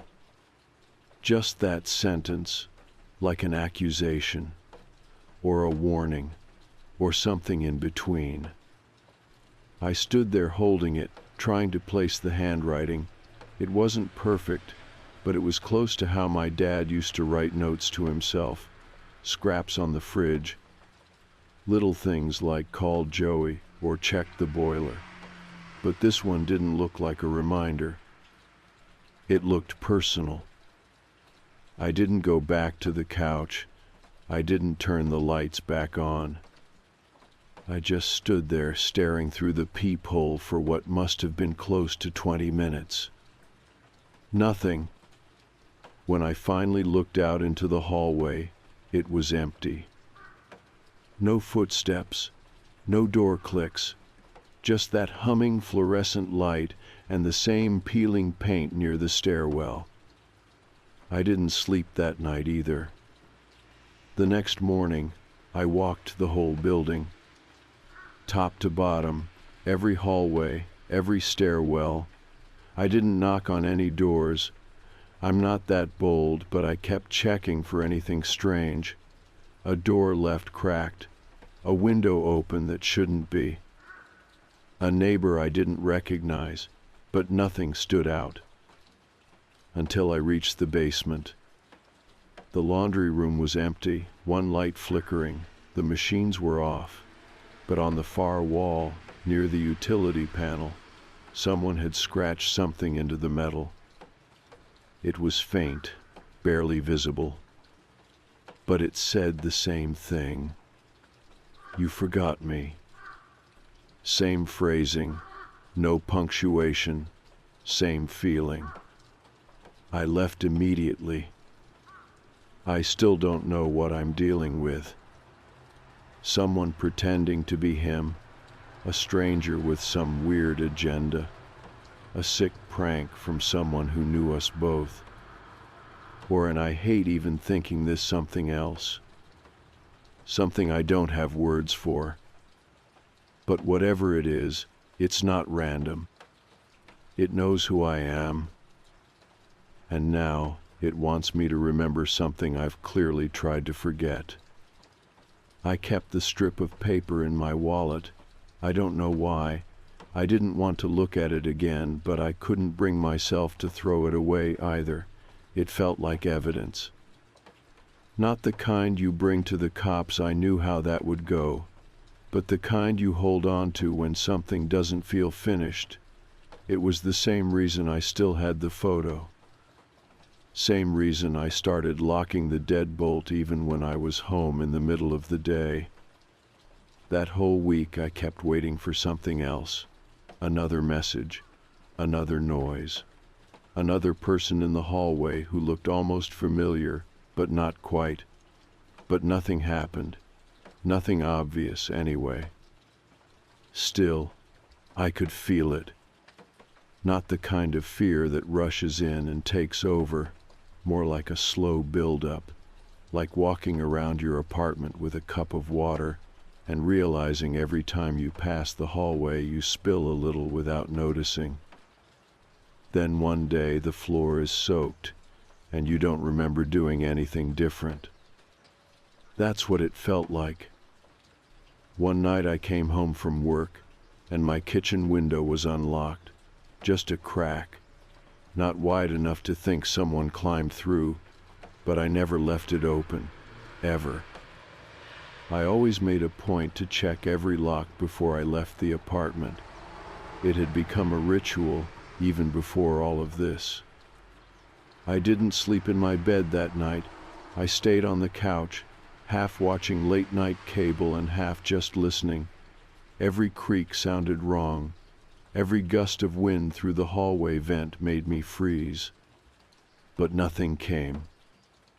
In the morning, I made myself go through the motions.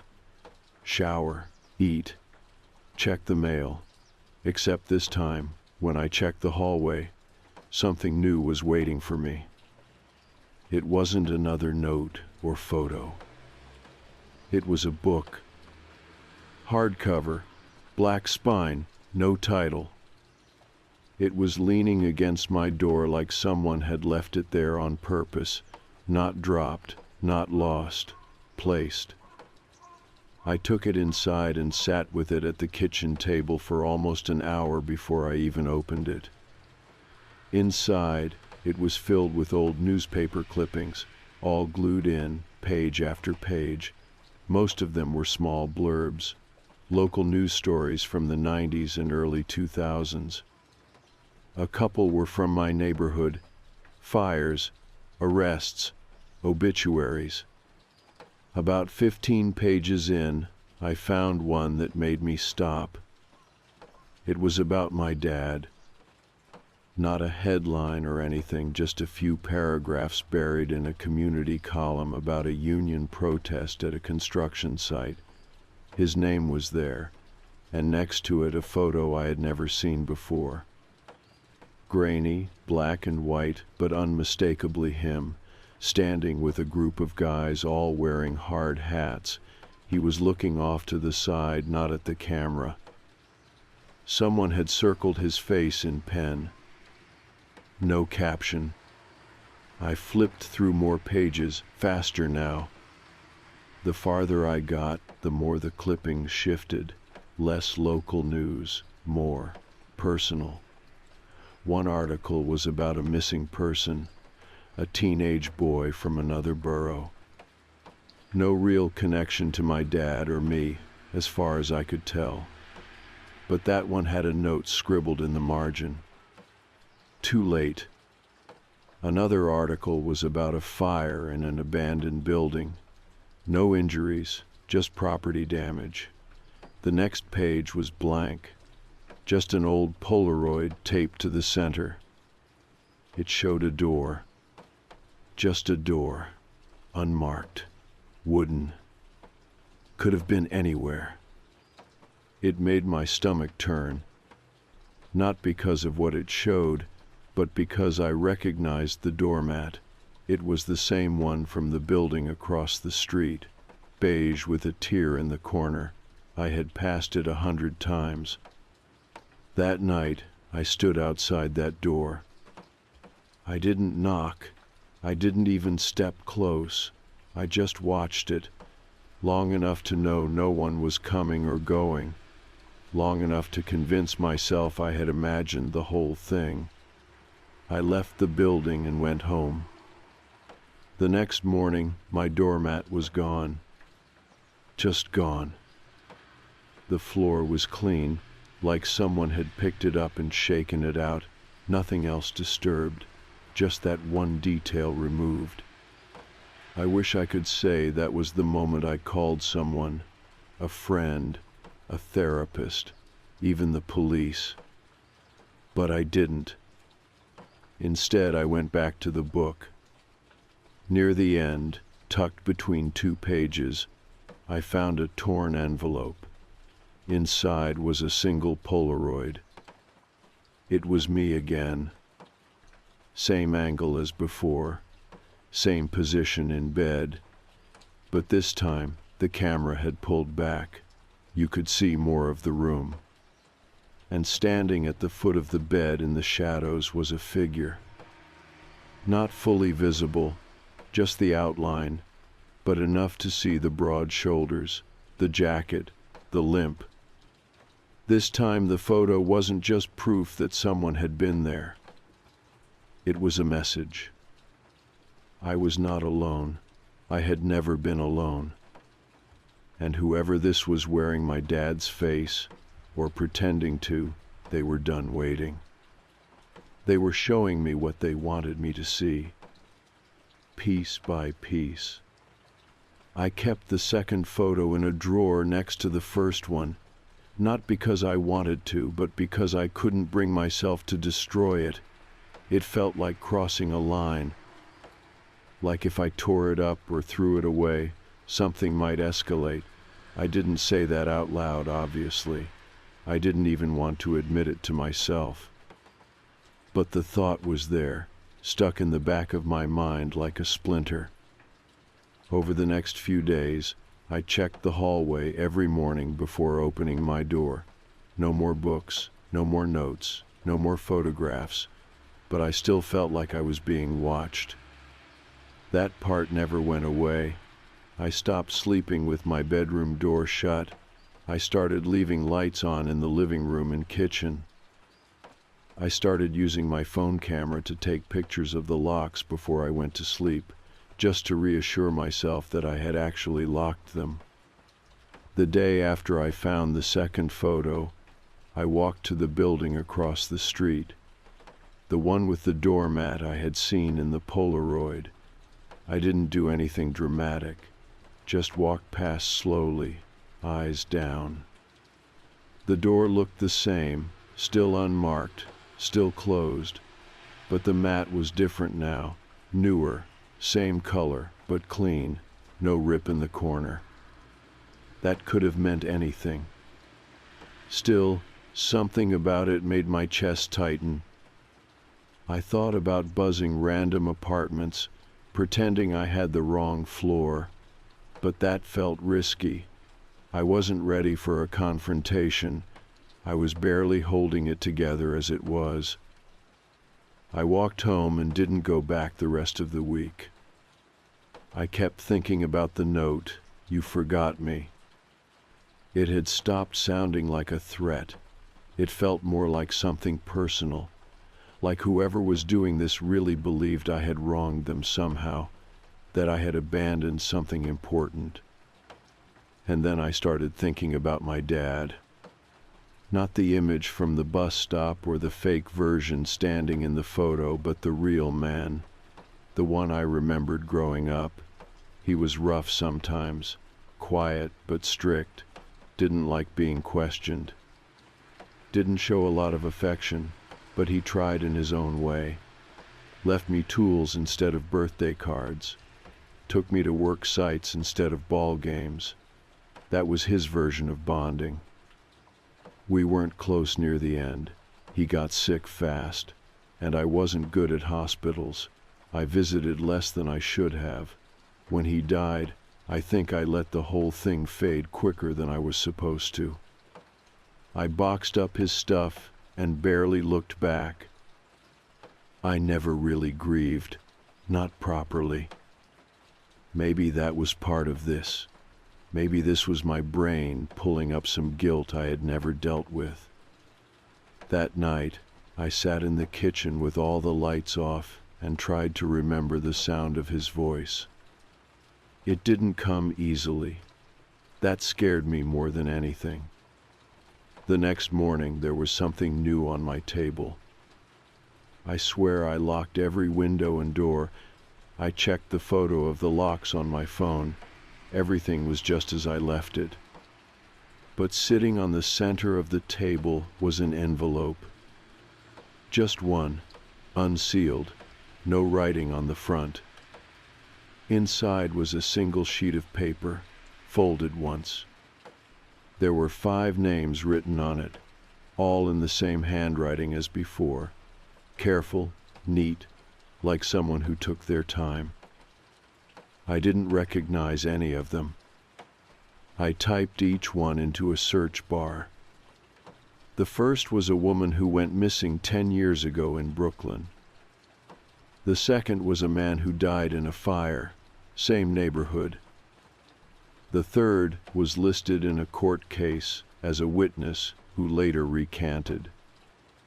The fourth had no results at all. The fifth one had an obituary, cause of death listed as undetermined. I stared at that list for a long time, not knowing what to do with it. Were these victims? Witnesses? Was this a threat? A confession? Why was it left for me? What did it have to do with my father? I pulled out the old black book again, the one I found on my doorstep. I flipped through the clippings.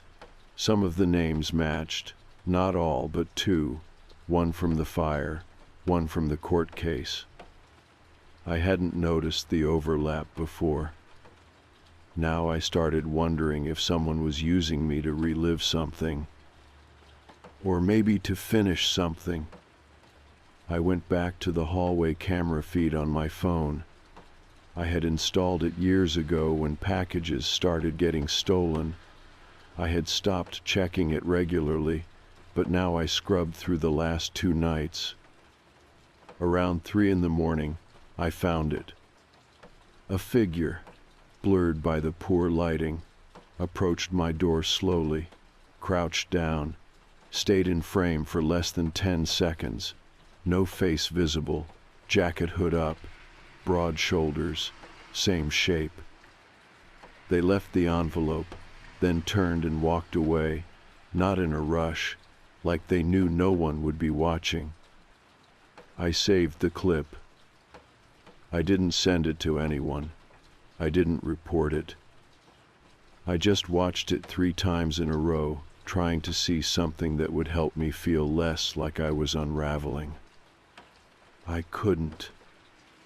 That night I didn't try to sleep. I sat up in bed with the list beside me. I read each name out loud, quietly, like I was trying to bring them into the room, like maybe one of them would mean something if I heard it in my own voice. And then I remembered something. A photograph I hadn't looked at in years, an old one, from my dad's workshop.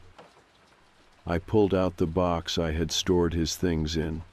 At the bottom was a faded picture of him standing in front of the garage. Behind him were 3 men, none of them labeled. I had always assumed they were just co-workers. Now I wasn't so sure. Because one of them, I swear, had the same face as the man from the hallway camera. And if I was right, that meant this didn't start last week. It started a long time ago. And maybe I was just the next person on the list. I sat with that photograph for a long time, not doing anything with it, just looking. The guy in the back third from the left, same jawline, same shoulders, same posture as the one from the hallway camera. The hair was shorter, and he looked younger, but something about the way he held himself made my stomach knot. There was a familiarity in how he angled his body slightly away from the camera, as if even then he didn't want to be seen head-on. I flipped the photo over. Blank. No names, no date. It looked like it had been taken in the early 2000s, maybe earlier. My dad was clean-shaven, which he hadn't been since I was in high school. The garage in the background had the old sign still up, Brenner and Sons Contracting, before they dropped the and Sons and just went by initials. I hadn't thought about that in years. The rest of that day passed in a fog. I didn't eat much. I left the envelope with the 5 names out on the table, lined up beside the black book. I didn't know what I was supposed to do next. I wasn't a detective. I wasn't even sure I wanted answers anymore. It was starting to feel like the deeper I looked, the more I lost control of the story, like it wasn't mine anymore. Like it had shifted from something happening to me into something I was being dragged into. I went outside for a while just to get air, walked 3 blocks up and 2 over, didn't talk to anyone, just tried to move, tried to feel normal. It didn't work. Every face I passed looked a little too sharp. Every noise made me jump. I kept checking windows, checking reflections. I couldn't help it. That night I didn't plan to stay up, but my body wouldn't let me rest. Around 2:30 in the morning, I heard something. It wasn't loud, just a faint shuffle near the back window, the one in the bathroom. It's frosted glass, so you can't really see through it, just shapes, outlines. But there was definitely movement. Just for a second. I waited, holding my breath. Nothing followed. Still, I grabbed my phone and stepped into the hallway. I didn't want to call the police.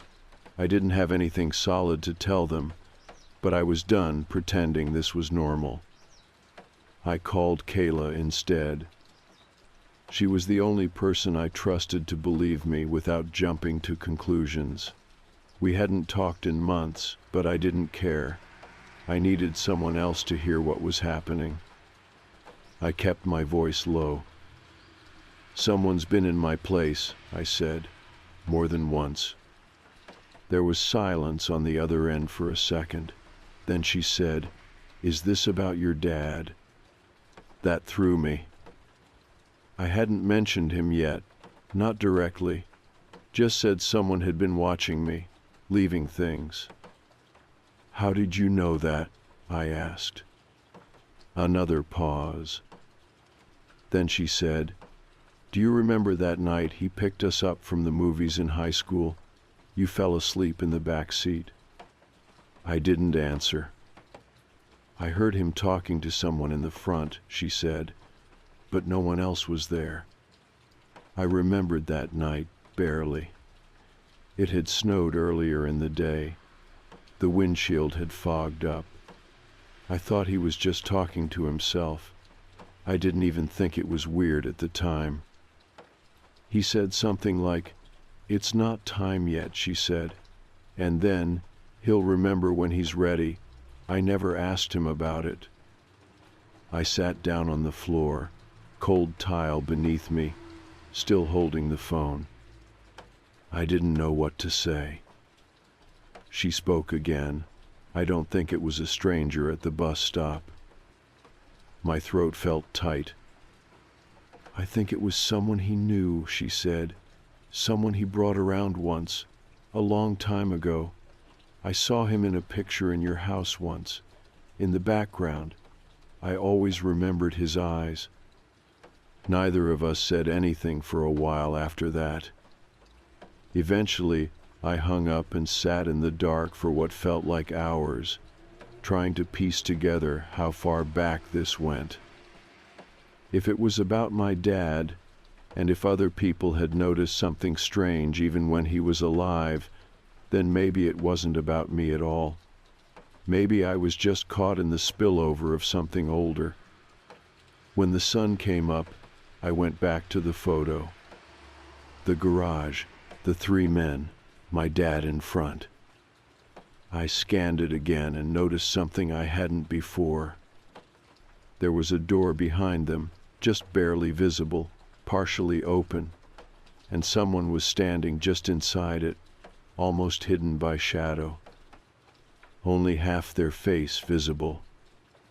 And that face looked exactly like mine. Not similar. Exactly. My blood ran cold, but not in the dramatic movie way, more like a full body quiet. My fingers felt numb, my ears rang a little. I had no memory of being at that garage, no memory of ever being near that place while my dad was working. But it was me, or someone who wore my face, not like the man at the bus stop. This one was younger. My age now. Same expression I'd seen in the mirror 100 times. And suddenly, I remembered what Kayla said. "He'll remember when he's ready." I put the photo down, stared at the wall, and asked myself the question I had been avoiding since the beginning. What if this wasn't someone copying my dad? What if this was about who he thought I would become? And what if he wasn't wrong? I stopped trying to explain it. That was the only way I could move forward. I had spent too much time tying everything together like it was a puzzle that just needed one more piece. One more clue, one more memory, one more old photo. But the more I tried to make sense of it, the more I felt like I was circling something that didn't want to be solved. It took me a while to realize it wasn't a mystery. It was a fracture, a slow tear in the line between memory and reality, between what I knew and what I believed. The day after I found the photo with my own face in the background, I went through every box I had from my dad's old life, every paper, every photo, every scrap I'd saved out of guilt more than sentiment. I looked for any mention of the men in that garage photo. There was nothing. No names, no notes. The picture itself had no context. Just four men outside a shop and one barely visible figure in the dark. I didn't recognize myself in that photo, not really. But the face was mine. And that meant something was wrong. Not supernatural, not sci-fi, just wrong in a quieter, heavier way. I started writing everything down, not to publish or show anyone, just to track it, to put it somewhere outside my head. If I could pin it to paper, maybe I could separate what had happened from what I thought had happened. The bus stop, the photo under my door, the book, the names, the list. The fact that someone or something kept showing up wearing my dad's face, or my own, and leaving pieces behind. I thought about getting help. I thought about it a lot. There were moments, quiet ones, usually around 4 in the morning, where I was almost sure I was having a break. Not a dramatic collapse, just a steady drift into something I couldn't walk back from. I hadn't told anyone everything, not Kayla, not even myself. I had only hinted, and I knew why. Because the part I was afraid to admit out loud was that I didn't want it to stop. That sounds awful, but it's the truth. Somewhere in all the fear and confusion, there was this undercurrent of meaning, like whoever or whatever was behind it all had been trying to show me something real, not to hurt me, but to remind me. Of what, I wasn't sure, but it felt like it had to do with my dad, with the kind of man he had been, with the kind of man he thought I was going to be. I started hearing things again. Not whispers, not voices, just sounds, in the vents, in the hallway. At first I thought it was paranoia, but then I started recording them. Not with my phone, but with an old handheld recorder I found in one of my dad's boxes, the kind with the little cassette tapes. I'd leave it running at night. In the morning, I'd play it back. Mostly static, a few creaks. One night, there was a voice, not loud, not clear, but real. It said, "You're almost there." That was all. Just that one sentence. I played it over and over until the tape wore out. I didn't tell anyone. I didn't know how. The next night, I slept better than I had in weeks. No nightmares, no waking up in a sweat, just sleep. And when I woke up, there was a third photo. This time it was not inside the apartment. It was outside, under the mat at the front door, which was strange because I had not replaced the mat since it went missing. But there it was, the same mat, same tear in the corner. The photo showed me walking away from a building. My building, shot from behind. I was wearing clothes I hadn't worn in years, a jacket I gave away after college, sneakers I threw out after they split. My hair was shorter, my posture looked different. I almost didn't recognize myself. But it was me. The timestamp, if it could be believed, was dated 5 years earlier. And suddenly I remembered something I hadn't thought about in forever. There had been a night back then, around the time of my dad's funeral, when I thought I saw someone following me on the train platform. I remembered the way I kept looking over my shoulder, the way I walked home faster than usual, the way I told myself it was nothing. And now I was looking at proof that someone had been following me, back then, before the bus stop, before the photo, before the whisper. It had started earlier than I realized. Maybe it had never really stopped. I didn't panic. I didn't run. I just sat down on the steps and held the photo in both hands. And I realized something else. I was never supposed to figure it out. This wasn't about solving a mystery. This was about confronting a part of myself I had tried to bury: grief, guilt, memory, fear, all the stuff I had packed away after my dad died, all the things I told myself didn't matter. The quiet inheritance no one talks about. The mental cracks that start to spread when you pretend you're fine for too long. So I stopped pretending. I started therapy. It's not dramatic. No big revelations yet. But I'm talking. I'm asking questions. I'm sleeping better. Sometimes I still hear things. A cough in the vent. A knock that no one else hears. Sometimes I think I see him. My dad. Not the one from the bus stop. The real one. Just out of the corner of my eye. Standing in doorways. Watching me as I move from one room to the next. But I don't run from it anymore. I just nod. Because I think maybe this whole time that's all he wanted. For me to see what he left behind. For me to face it. And now, finally, I am.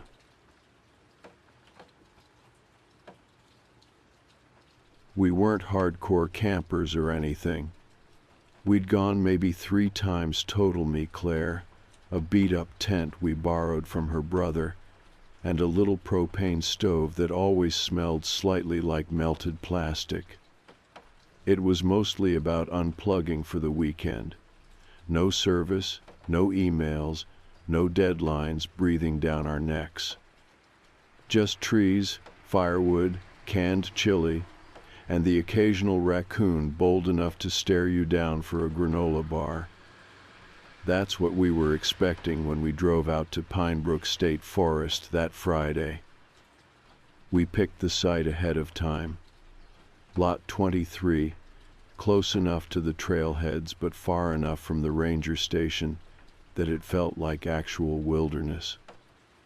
There were only 2 other vehicles in the entire loop when we pulled in a rust-colored Subaru with bike racks and this old white van. I remember noticing it right away, mostly because it didn't match the vibe. No campground sticker, no windows except the windshield, just these gray curtains pulled tight behind the glass. Not even a single dent or decal to tell you anything about the driver. Claire made a face when we passed it. "Creeper van," she muttered. "Maybe it's just a solo hiker," I said, "or someone doing the off-grid thing." "Without registering?" she asked. I didn't have an answer for that. We didn't dwell on it, though. Not right away. We set up camp, got the fire going, cracked a couple beers, and made a sad attempt at toasting hot dogs over 2 small flames. Typical first night stuff. When the sun went down, the forest went quiet in that way you forget it can. No sirens, no cars, just the occasional crack of a branch and the distant call of an owl. The van was still sitting there, 2 sites over, but we didn't hear a door open, didn't see a flashlight flicker, nothing, like it was just a prop someone left behind. By the time we crawled into the tent, I'd stopped thinking about it. Claire hadn't. "I swear it hasn't moved since we got here," she whispered, pulling the sleeping bag up to her chin. "Maybe they're just a heavy sleeper," I said. "Half asleep already." She didn't laugh. "Do you think we should have told the ranger?" "What would we say? There's a weird van at a campsite?" "Yeah, pretty much. I shifted onto my side and pulled her in closer. If it's still there tomorrow, we'll check with them, okay?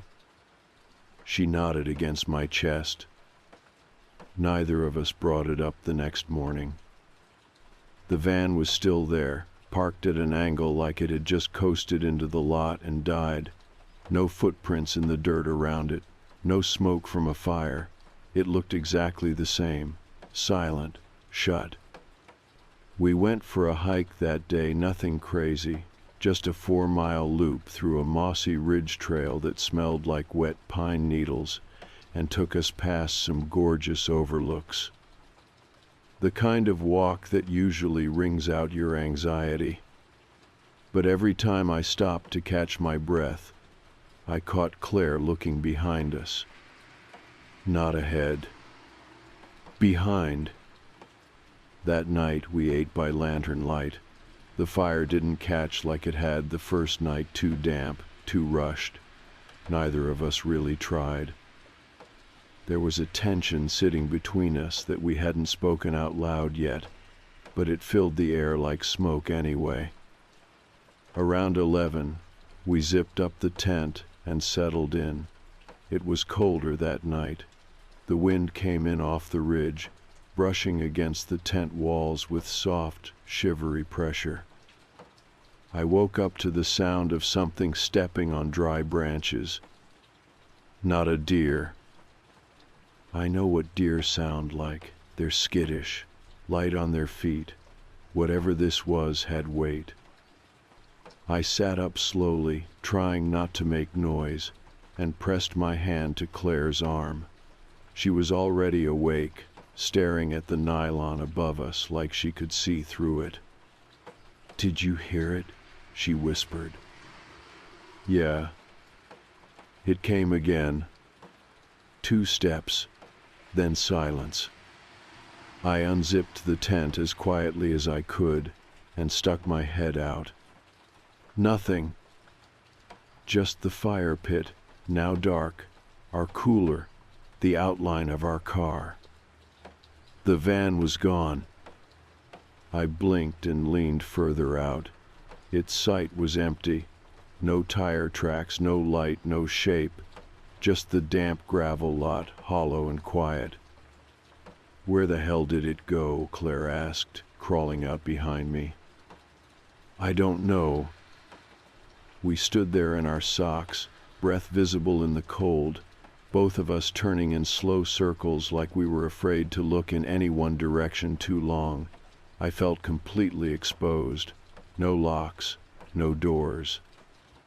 Just canvas and mesh, and the hope that whoever had been nearby wasn't still watching. We didn't sleep the rest of the night. Claire sat cross-legged in the tent, holding the flashlight, while I stayed zipped into my sleeping bag, with my pocket knife gripped in one hand, like I'd be able to do anything with it. When dawn broke, we didn't even talk about packing. It just happened. We took down the tent in record time, tossed everything into the car, and peeled out of the campsite like something was going to chase us if we stayed 1 second longer. The ranger station was a small log cabin near the park entrance. We pulled in, both of us looking half feral after a night of no sleep and adrenaline. The ranger on duty was maybe in his mid-50s, baseball cap, radio clipped to his vest, seemed surprised to see us. "You two heading out early?" he asked. There was a white van parked near our site, I said, skipping the small talk. No plates, curtains in the window. It was there when we got in Friday. It was gone when we checked last night.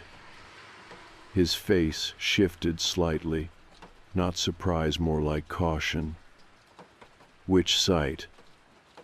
21, I said. "We were at 23. He checked his clipboard. No one registered for that lot all weekend. I looked at Claire.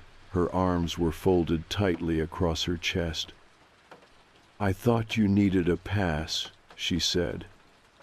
You do, he replied, slow and deliberate, and if it wasn't marked on here, they weren't supposed to be out there. We waited for him to say more, call someone, take a note. But he didn't. Later that afternoon, just before we left the park boundaries, Claire asked to walk back to the site.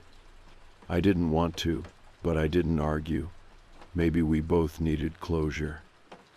The van was still gone. The site looked undisturbed. No trash, no firewood, nothing. But just behind the tree line, half buried under pine needles and blackened dirt, we found the fire pit. Still warm. Inside, a few scorched zippers, part of a canvas strap, and what looked like the melted back panel of a plastic backpack. It was small, too small for an adult. And next to it, half covered in ash, was the edge of a knife blade. Claire didn't say anything. Neither did I. We just turned around and walked back to the car. And we haven't been camping since. We didn't talk much on the drive home. Not even during the stretch of highway that usually had us playing road trip games, joking about pit stops, or ranking which gas station chains had the best snacks. It was like the weight of that van, that place, still sat somewhere in the car with us. And if we said too much, we'd remind it we were there. Claire kept staring out the window with her arms crossed, but I knew she wasn't looking at anything specific, just moving her eyes so her thoughts didn't eat her alive. I was doing the same thing behind the wheel, trying to focus on the lines on the road, the hum of tires, anything that felt predictable. We were an hour out from home when she finally spoke. "That fire pit," she said, still not looking at me. "Did it look fresh to you?" I nodded. Yeah, still warm. Wood hadn't gone out completely. She bit her lip. "So they left after us. Or were still there while we were packing." That silence came back, heavier this time. We didn't fill it. When we got home, we did something we'd never done after a trip. We unpacked everything immediately. Tent, sleeping bags, clothes, all of it came out of the car and into the wash or the storage bins before we even sat down. I think we both wanted to scrub the whole experience off ourselves, like maybe if we cleaned fast enough, we wouldn't have to remember it the next day. It didn't work. That night, I couldn't stop thinking about the way the dirt around the fire pit had been disturbed, like someone tried to cover the items in a hurry. Or maybe they weren't trying to hide it at all. Maybe it was a message. Claire tried to sleep, but gave up around 2.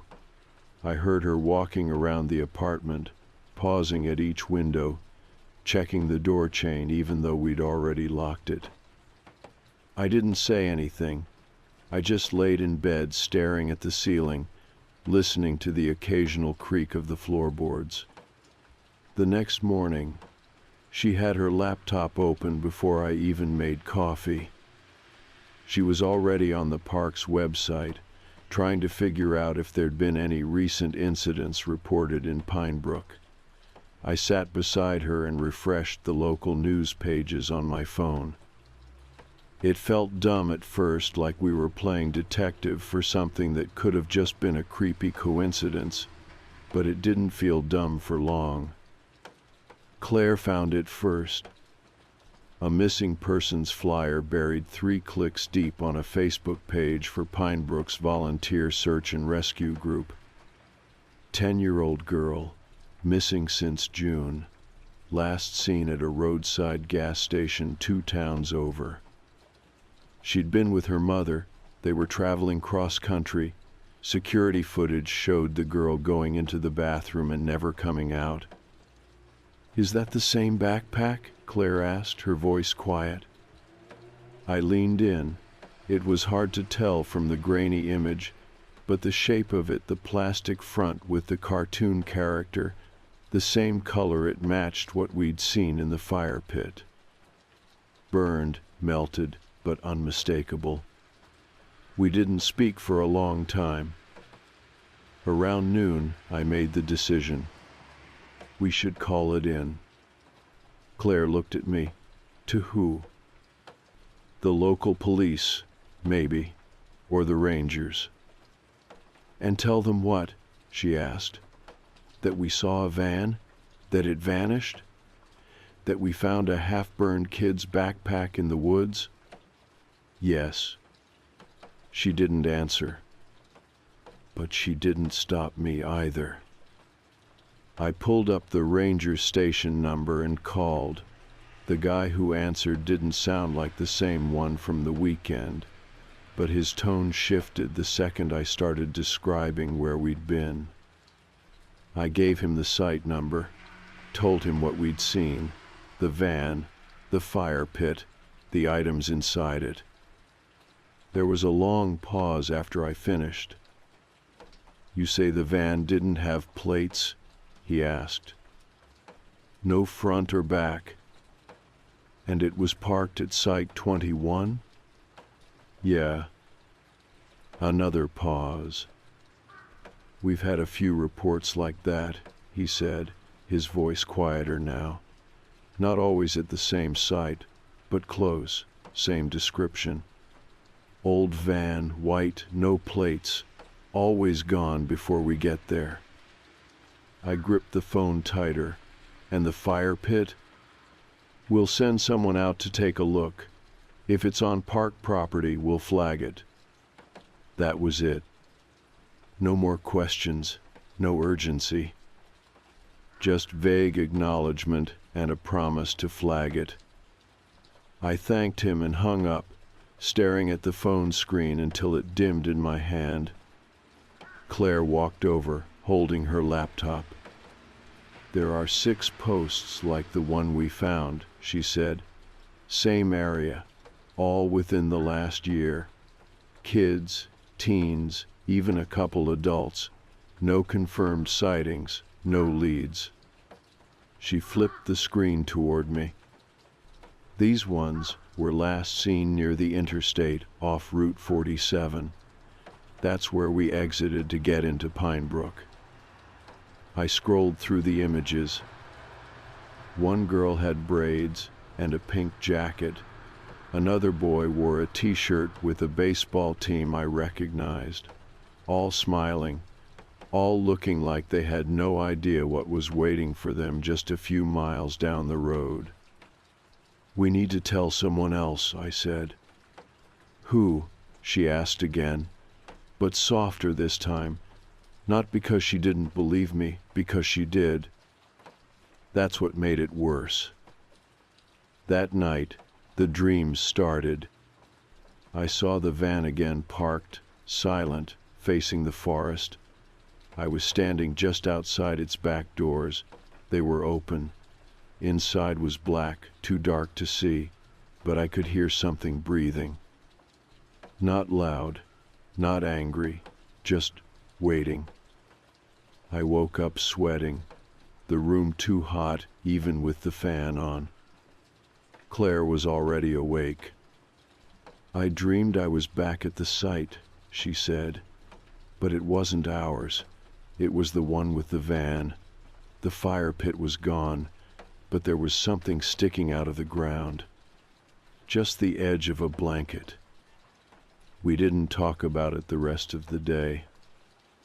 But I kept refreshing the missing persons pages. I don't know what I was looking for, some confirmation, a face that would link it all together, or maybe just proof that we weren't going insane. What we found instead came 2 days later.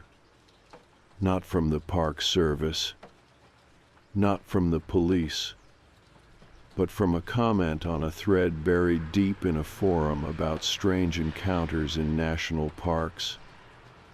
It was one line, posted anonymously. The van doesn't follow you. It waits for you to come back. And suddenly I realized something that hadn't occurred to me until right then. We left the forest. But we never actually left the story. 3 nights passed without sleep that actually meant anything. Claire tried melatonin. I tried whiskey. Neither worked. At best, we drifted into shallow half-dreams.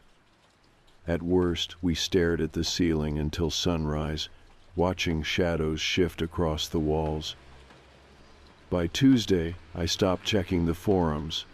My head was a mess. Too much scrolling. Too many stories.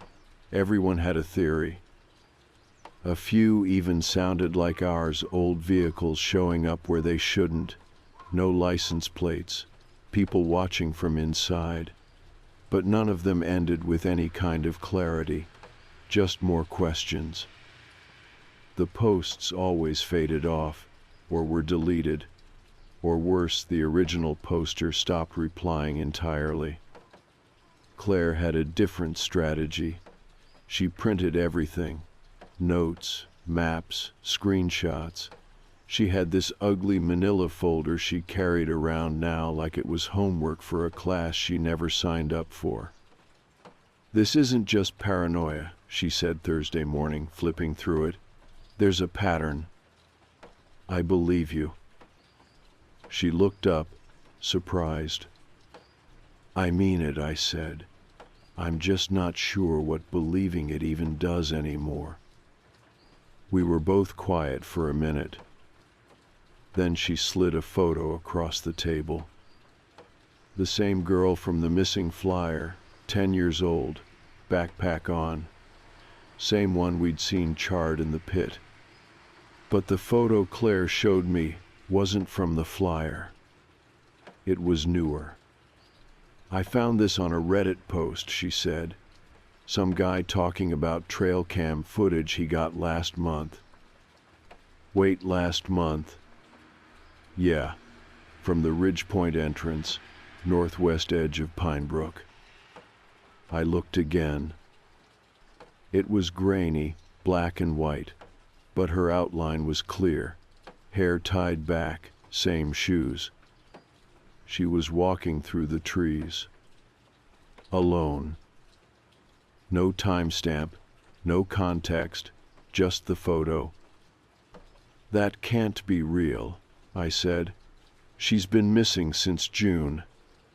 Claire's voice was flat. "I think that van is taking people who are never meant to be found. We made the mistake of talking about it in front of someone else." Friday night, we were out for drinks with Claire's sister and her fiancé. We were trying to be normal again. Claire was picking at her fries.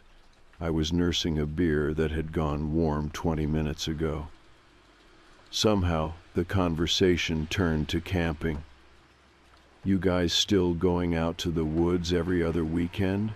her sister asked, smiling. Claire looked at me, then back at her. "Not lately." "Oh, you gotta come out with us sometime," the fiancé said. "We just found a spot up near Westfield, real quiet. No cell towers, no one for miles." Claire didn't even blink. That's kind of the problem. And before I could steer it somewhere else, she started talking about Pinebrook, the van, the missing kid, everything. Her sister's fiancé chuckled halfway through. Not a mocking laugh, more like polite confusion. "You mean like an urban legend?" Claire stared at him. "We saw the backpack. It was burned. Someone buried it." He tried to recover, raising his hands. "No, I believe you saw something. It's just..." He glanced at me. "Come on. You don't really think someone's driving around national parks stealing people in a creepy van and no one notices?" "I didn't either," I said quietly, "until it happened." The mood tanked after that. We didn't stay much longer. When we got home, Claire didn't even take her shoes off. She went straight to the kitchen and started pulling out boxes, the ones we hadn't touched since we moved in. Old photos, receipts, printouts from earlier research. I followed her in. "What are we doing?" She paused, one hand in the box. "If the cops won't investigate it, we need to," she said. "Claire, we're not detectives. We're barely functioning adults."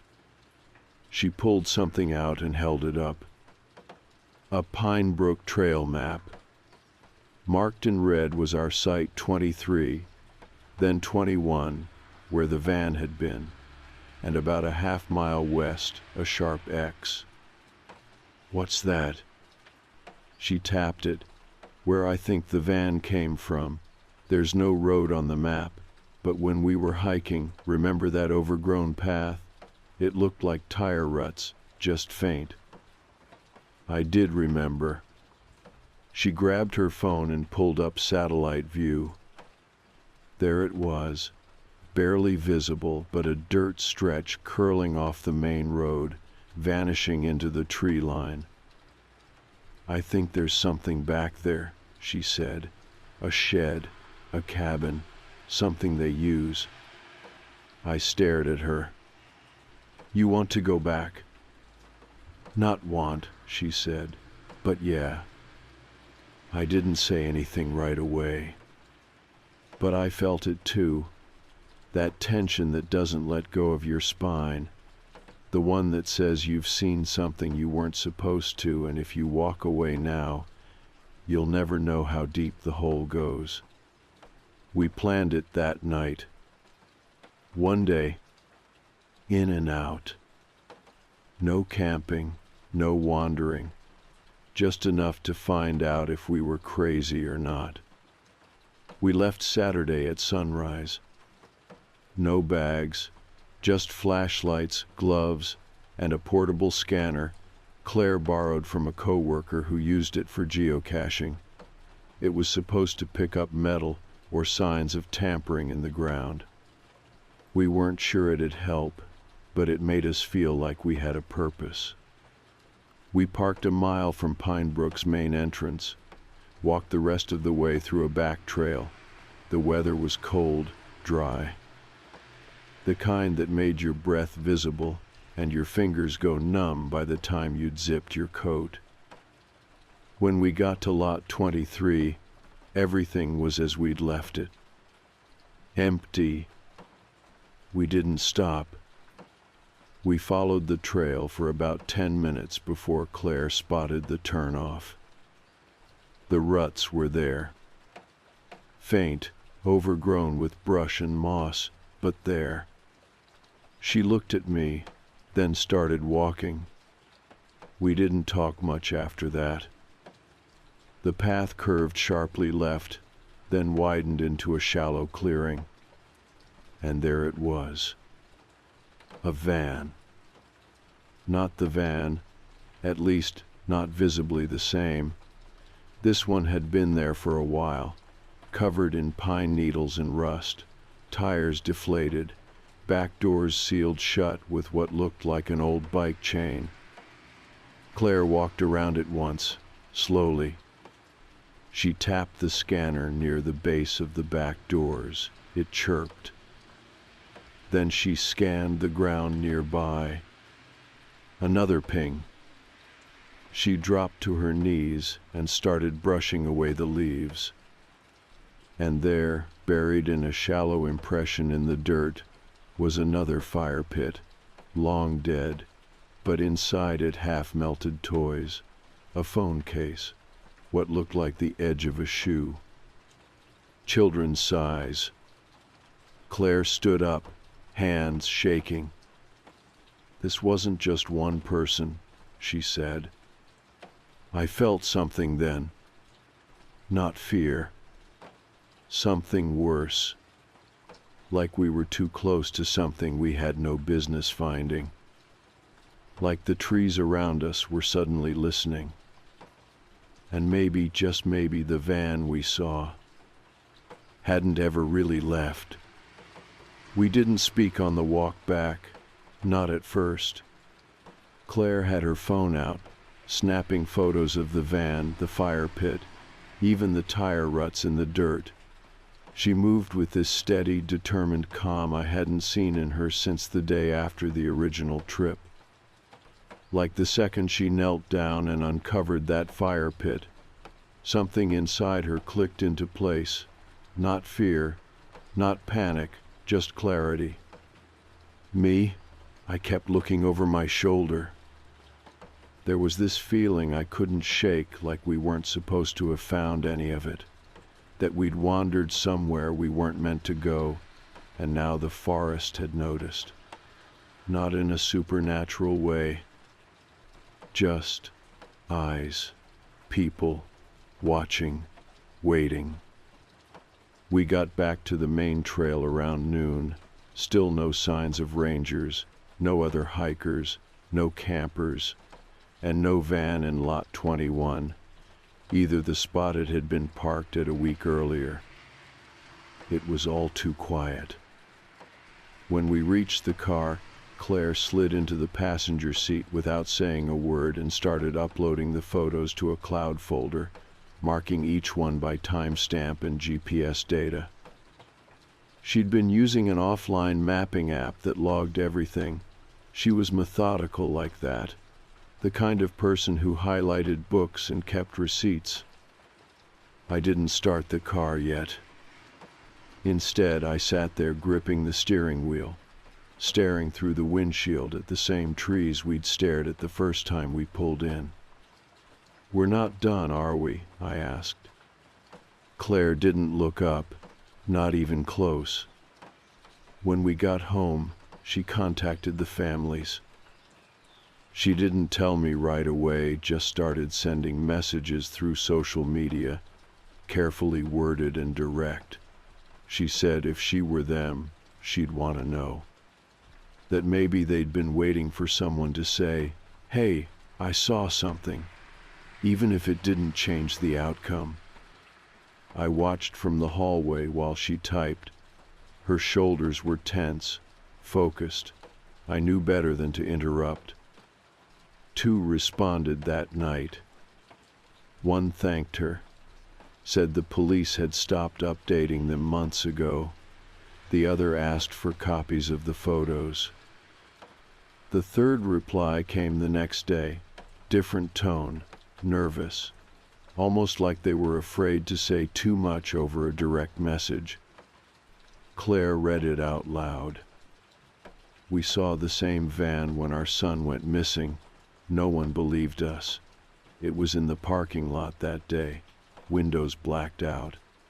My husband tried to take a photo, but the driver sped off. No plates." She paused, then whispered the next part. "They come back." We went to the police. It felt ridiculous, walking into a station with printed screenshots and trail maps. We expected rolled eyes, maybe even a polite "we'll look into it" before getting brushed off. But what we got was worse. The officer at the front desk barely let us finish before holding up his hand. "You're not the first," he said. Claire and I exchanged a look. He leaned forward. "You think this is the first time someone's come in here with stories about that forest? People talk. People come in shaking, pale, saying they saw something. But no one brings proof." Claire slid the stack of photos across the desk. He glanced at them, mouth twitching like he didn't want to admit he was interested. "What do you want us to do with this?" "Investigate," Claire said flatly. "Go to the site, check the van. That pit had children's items in it." He tapped the stack once, then exhaled. "I'll pass it along," he said, "but off the record, this kind of thing doesn't go anywhere, not unless it's happening in someone's backyard or goes viral. And even then, it gets buried fast." Claire's jaw tightened. "Why?" He hesitated, then said something that stuck with me more than anything else. Because it's cleaner to pretend these people never existed than to admit we lost them. That night, I couldn't sit still. Claire was organizing her files again, posting in online forums under an alias, tagging news outlets, even starting a private thread to compile other stories. Meanwhile, I was pacing. Every time I passed the living room window, I checked the street. Nothing, but I kept checking anyway. Finally, around 2 a.m., I stepped outside.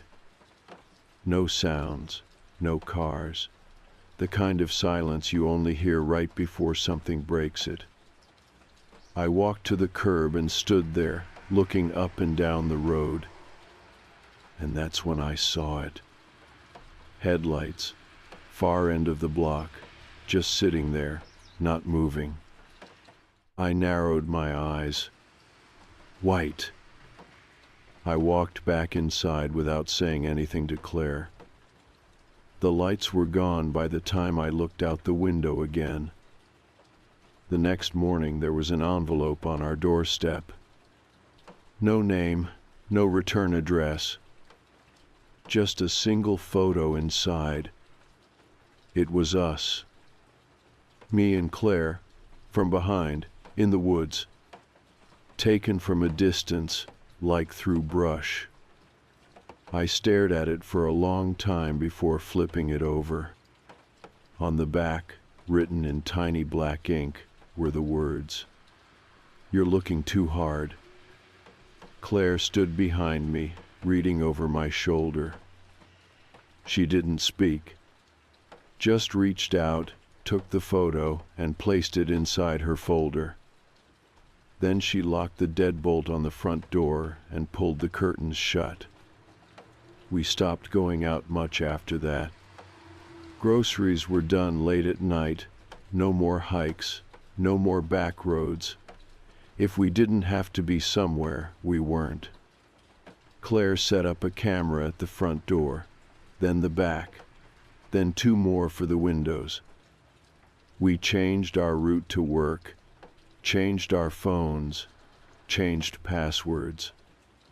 But still, once, while taking the trash out, I found a cigarette butt tucked under the edge of our doormat. We don't smoke. Another time, Claire swore someone had gone through her car, nothing missing, just the glove box left open. Whatever this was, whoever they were, they wanted us to know they were close. But they also wanted us to stop. Weeks passed.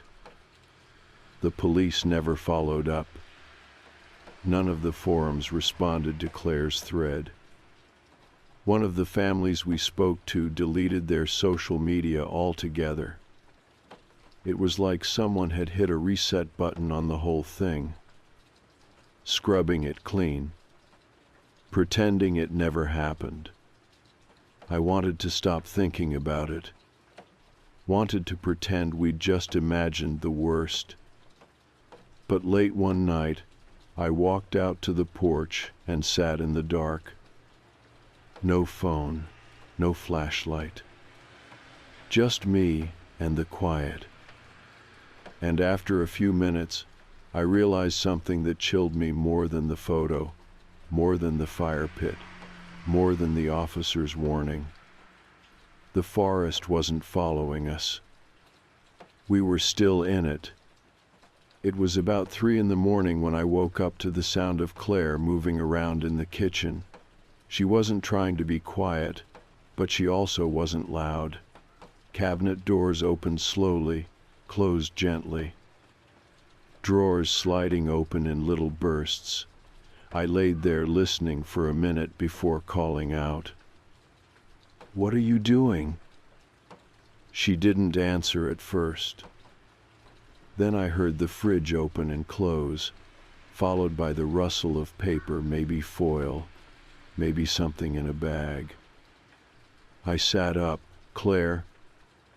She came into the room a second later, hair a mess, eyes wide but unfocused, like she hadn't slept at all, like she hadn't stopped moving long enough to try.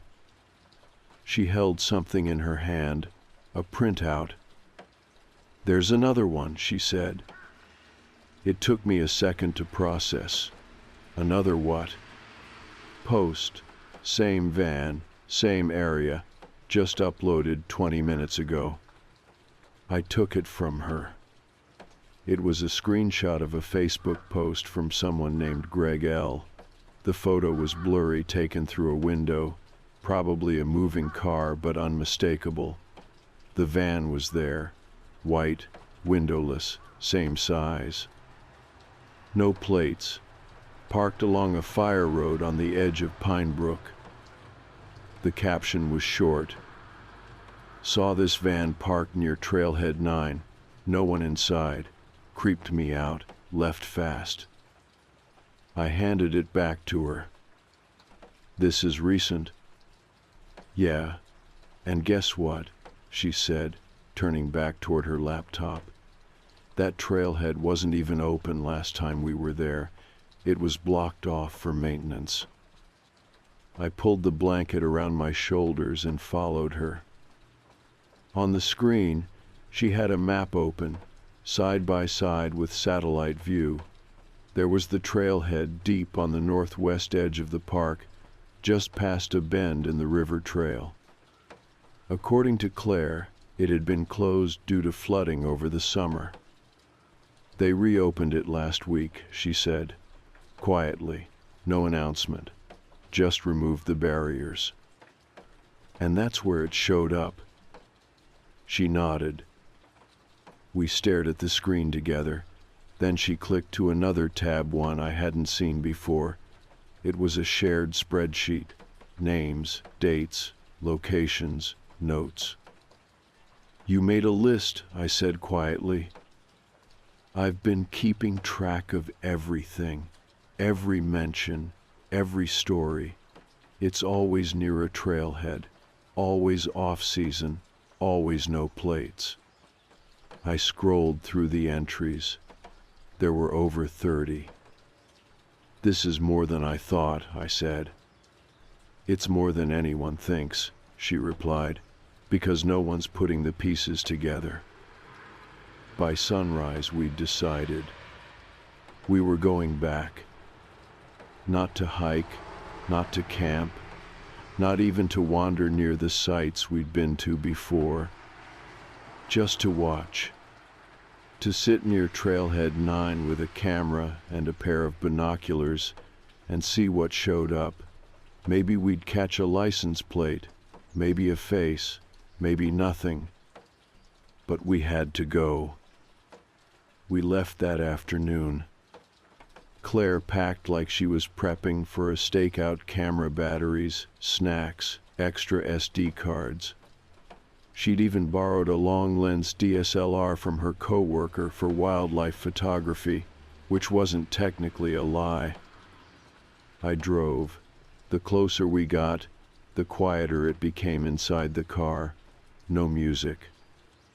Just the occasional highway noise and the soft sound of Claire flipping through her notes again, double-checking details she already knew by heart.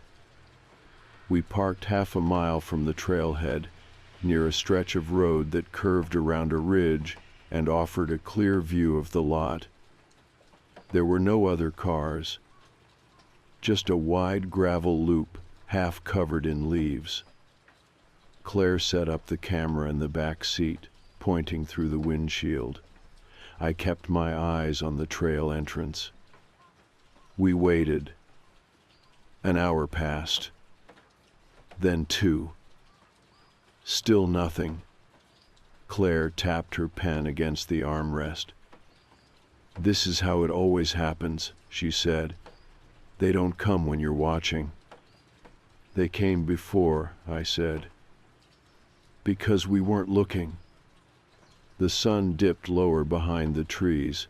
The air got colder. I turned on the car heater for a few minutes, trying not to fog up the windows. Then, just as the sky started to go gray, Claire leaned forward. There. I followed her gaze. The van. Coming from the north, slow and deliberate, like it wasn't in a hurry. No headlights, no markings, just white metal against the fall colors. It turned into the lot, rolled halfway through, then backed into a spot with the rear facing the tree line. From our distance, we couldn't see inside, couldn't make out the driver. But the camera caught it all.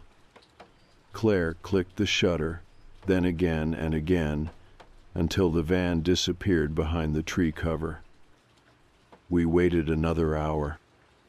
No one got out. No one got in.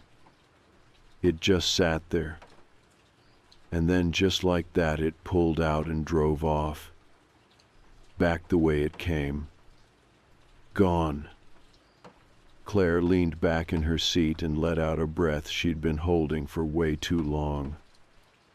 We got it, she said. That's the van. I nodded. Now what? She turned toward me, eyes locked on mine. Now we find out where it goes. We followed at a distance, just enough to keep it in view without drawing attention. It turned onto a fire road unmarked, then kept going. Eventually, it led to another clearing, not the one we'd found last time, a different spot. More remote. There were signs of a campsite, old fire ring, patches of disturbed dirt, and a tarp. Folded. Stained. Claire took more photos. Then she crouched and pulled something from the leaves. A shoe. Kid's size again. She didn't speak. Neither did I.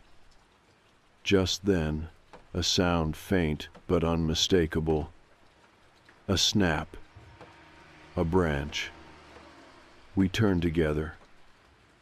In the shadows of the trees, just past the tarp, someone was standing. Watching. Not moving, not speaking. Just there. Claire grabbed my arm, and we backed away slowly, keeping our eyes forward, not turning our backs. When we finally got to the car, I fumbled the keys, hands shaking. We drove. Fast. Didn't stop until we hit pavement again. Claire's hands were clenched white around the camera. We're not making this up, she said. I know. And if we are... She trailed off. We didn't finish that sentence. It was almost a month before we went back. Not because we wanted to, not even because we thought we'd be safer, but because something changed, something that didn't make sense and wouldn't leave us alone. It started with Claire's phone. She kept all the evidence we'd gathered stored on the cloud. Every photo, every screenshot, even audio recordings of conversations we'd had about it. She backed them up twice, one local, one online. The folder was titled something vague, so it wouldn't stand out. But one morning, while doing routine checks, she noticed it was gone. Not corrupted, not deleted by accident, gone. The physical hard drive wouldn't open. The files showed empty, like they'd never been there. When she went to log into the cloud backup, the account had been locked due to unusual activity. When she finally got back in, the folder was there, but every single file had been replaced with a blank image named 404 JPG. That was when we knew. It wasn't just the van. It was whoever was behind it, watching, scrubbing, closing every door we opened. So we made a decision. We'd go back to the woods. One last time. Not to chase the van, not to get revenge, but to bury it all, the fear, the obsession, in something solid, proof that wouldn't vanish with a power outage. We bought a disposable film camera, no GPS, no connection. We'd photograph what we could and leave the prints in a safe deposit box under Claire's cousin's name. She didn't even know we were doing it. That was the point. If anything happened to us, if everything got wiped again, the truth would still exist somewhere else. We returned on a Tuesday. Middle of the day, overcast skies, just enough cloud cover to keep most hikers away. We parked in the same lot as before, only this time we didn't go near our old site. We followed the overgrown trail again, the same one that led to the abandoned van, the shallow fire pit, and whatever else had been half buried in that forgotten stretch of forest. But the van was gone. Not just gone, erased. No rust stains on the ground, no tire ruts. The grass had grown back where we'd walked just weeks earlier, like nothing had been there in years. The fire pit was gone too, covered, smoothed out. Someone or something had been through. Maybe it was never there, I whispered, already knowing that wasn't true. Claire didn't reply. She took out the film camera and snapped a photo anyway, of the clearing, of the tree line, of the spot where we remembered it all happening. Even if we can't prove what it was, she said, her voice steady, we can prove something was here. We hiked deeper, following instinct more than map. Claire noticed at first the smell. Rotting wood, wet metal, something sour underneath it all. It led us to a shed.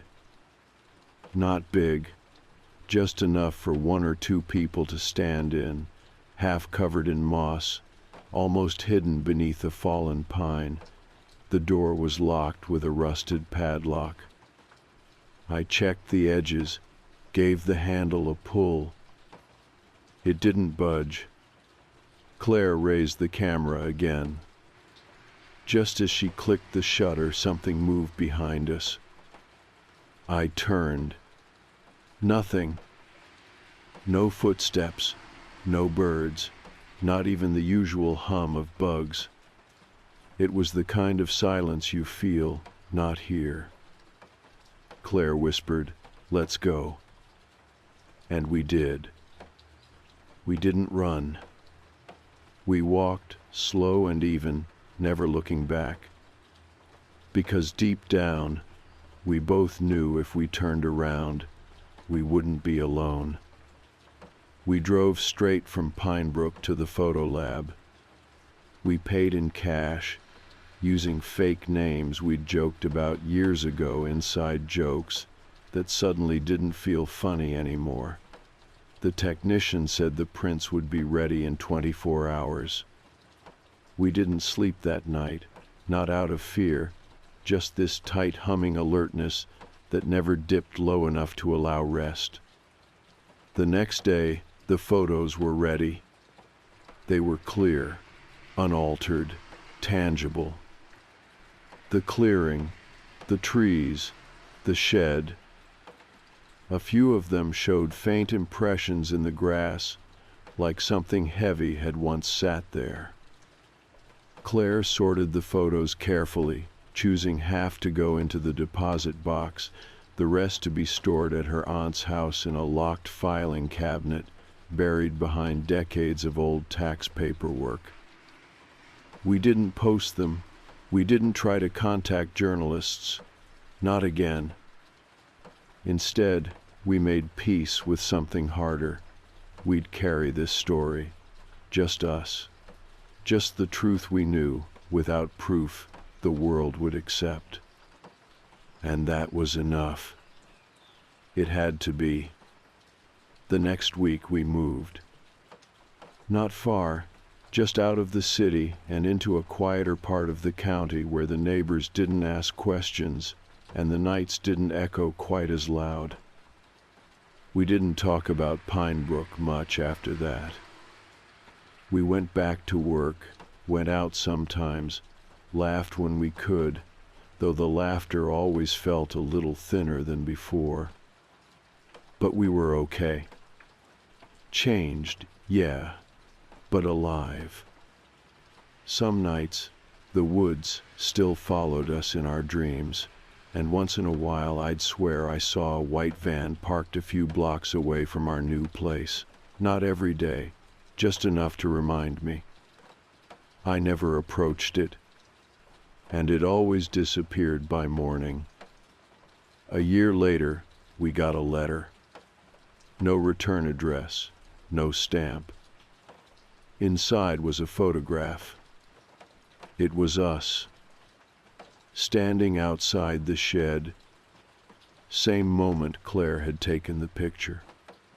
Only this one had been taken from behind, at an angle neither of us could have captured. No note, no signature, just the photo. We didn't panic, we didn't scream. Claire placed the photo in a sealed envelope and added it to the box in the deposit vault. No one else would understand what it meant. But we did. They were done chasing us because we had stopped chasing them. We never went back to Pine Brook. And maybe that's what kept us safe. Some doors once opened don't close easily. Some forests remember your footsteps no matter how lightly you tread. But if there's one thing we learned, it's this. When you see a van with no plates, curtains drawn tight, parked where it shouldn't be, don't look for the driver. Don't wait for the lights. Don't try to find the story behind it. Just leave. Because the moment you start asking questions, you're already part of the answer. It all came to a head because of a typo. Claire was reviewing her notes, something she'd done probably 100 times by now, and realized she'd miswritten one of the trail cam coordinates. She pulled up the satellite view again and zoomed in farther than she had before. The path didn't just lead to that abandoned van in the woods. There was something else. A clearing deeper in, about 30 yards beyond the van site, barely visible from the angle we'd approached it from the first time, but it was there, flat ground, something buried beneath the brush. Maybe a structure, or the remains of one.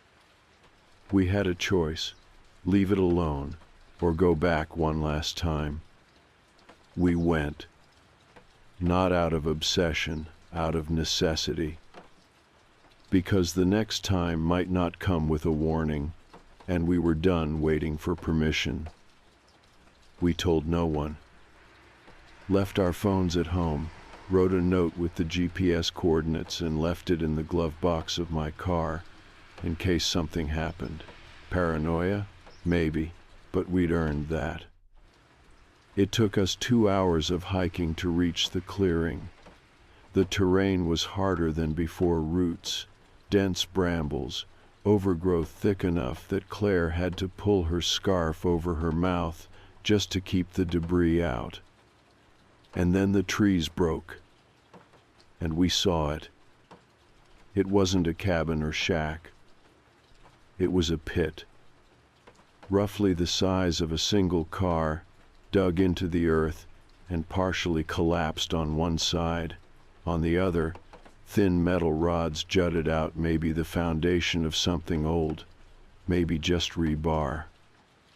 There were signs of past fire, same as before. Scorched dirt, blackened stone, charred metal scraps. Claire was the first to move. She knelt near the edge and started digging gently with her gloves.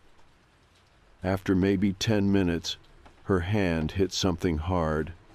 Not stone, not wood, plastic. She unearthed it slowly, a lid to a storage bin, melted slightly but still intact.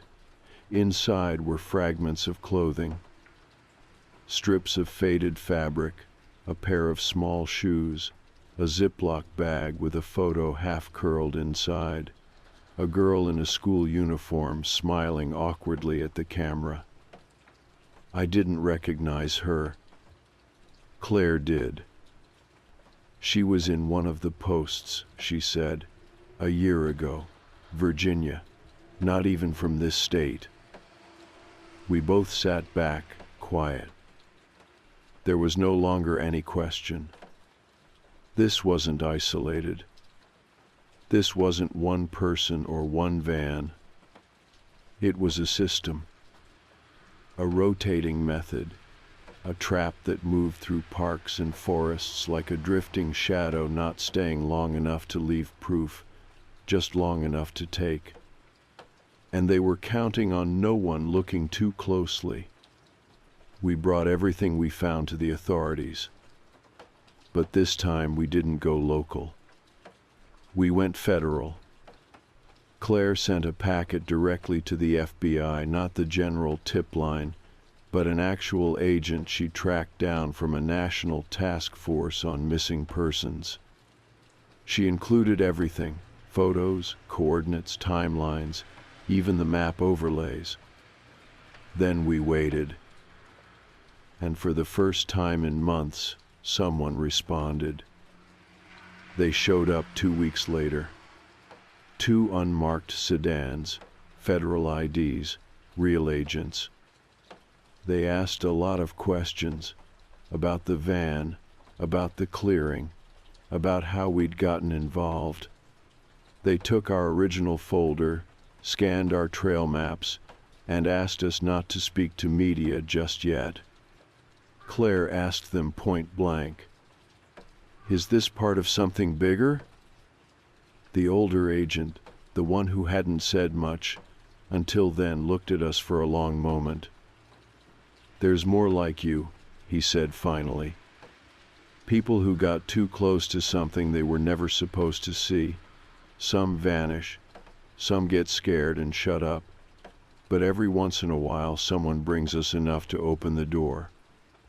That was it. He didn't elaborate. They left. And we haven't heard from them since. Weeks passed.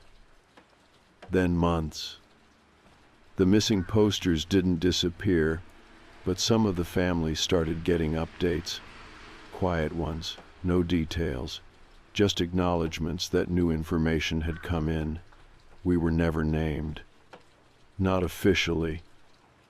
But I think they knew. And we didn't need credit. We just wanted it to stop. Claire changed after that. Not in a bad way. She just softened. The constant tension left her shoulders. The folder stayed on a shelf, untouched now. She didn't check the curtains every hour anymore. We still don't camp. Probably never will again. The gear is long gone. But we take walks. We drive the coast. We breathe better. As for me, sometimes I still dream about the van. Not in a terrifying way, more like a memory that lingers in the walls of your mind, something half forgotten that comes back in flashes. A sound of branches cracking too close. A car with no plates parked one space over. A shadow watching from the tree line, waiting to see if you notice. But then I wake up, and I check the locks, and I look out the window, and there's nothing there, because they're not following us anymore. We looked back. And they don't like being seen.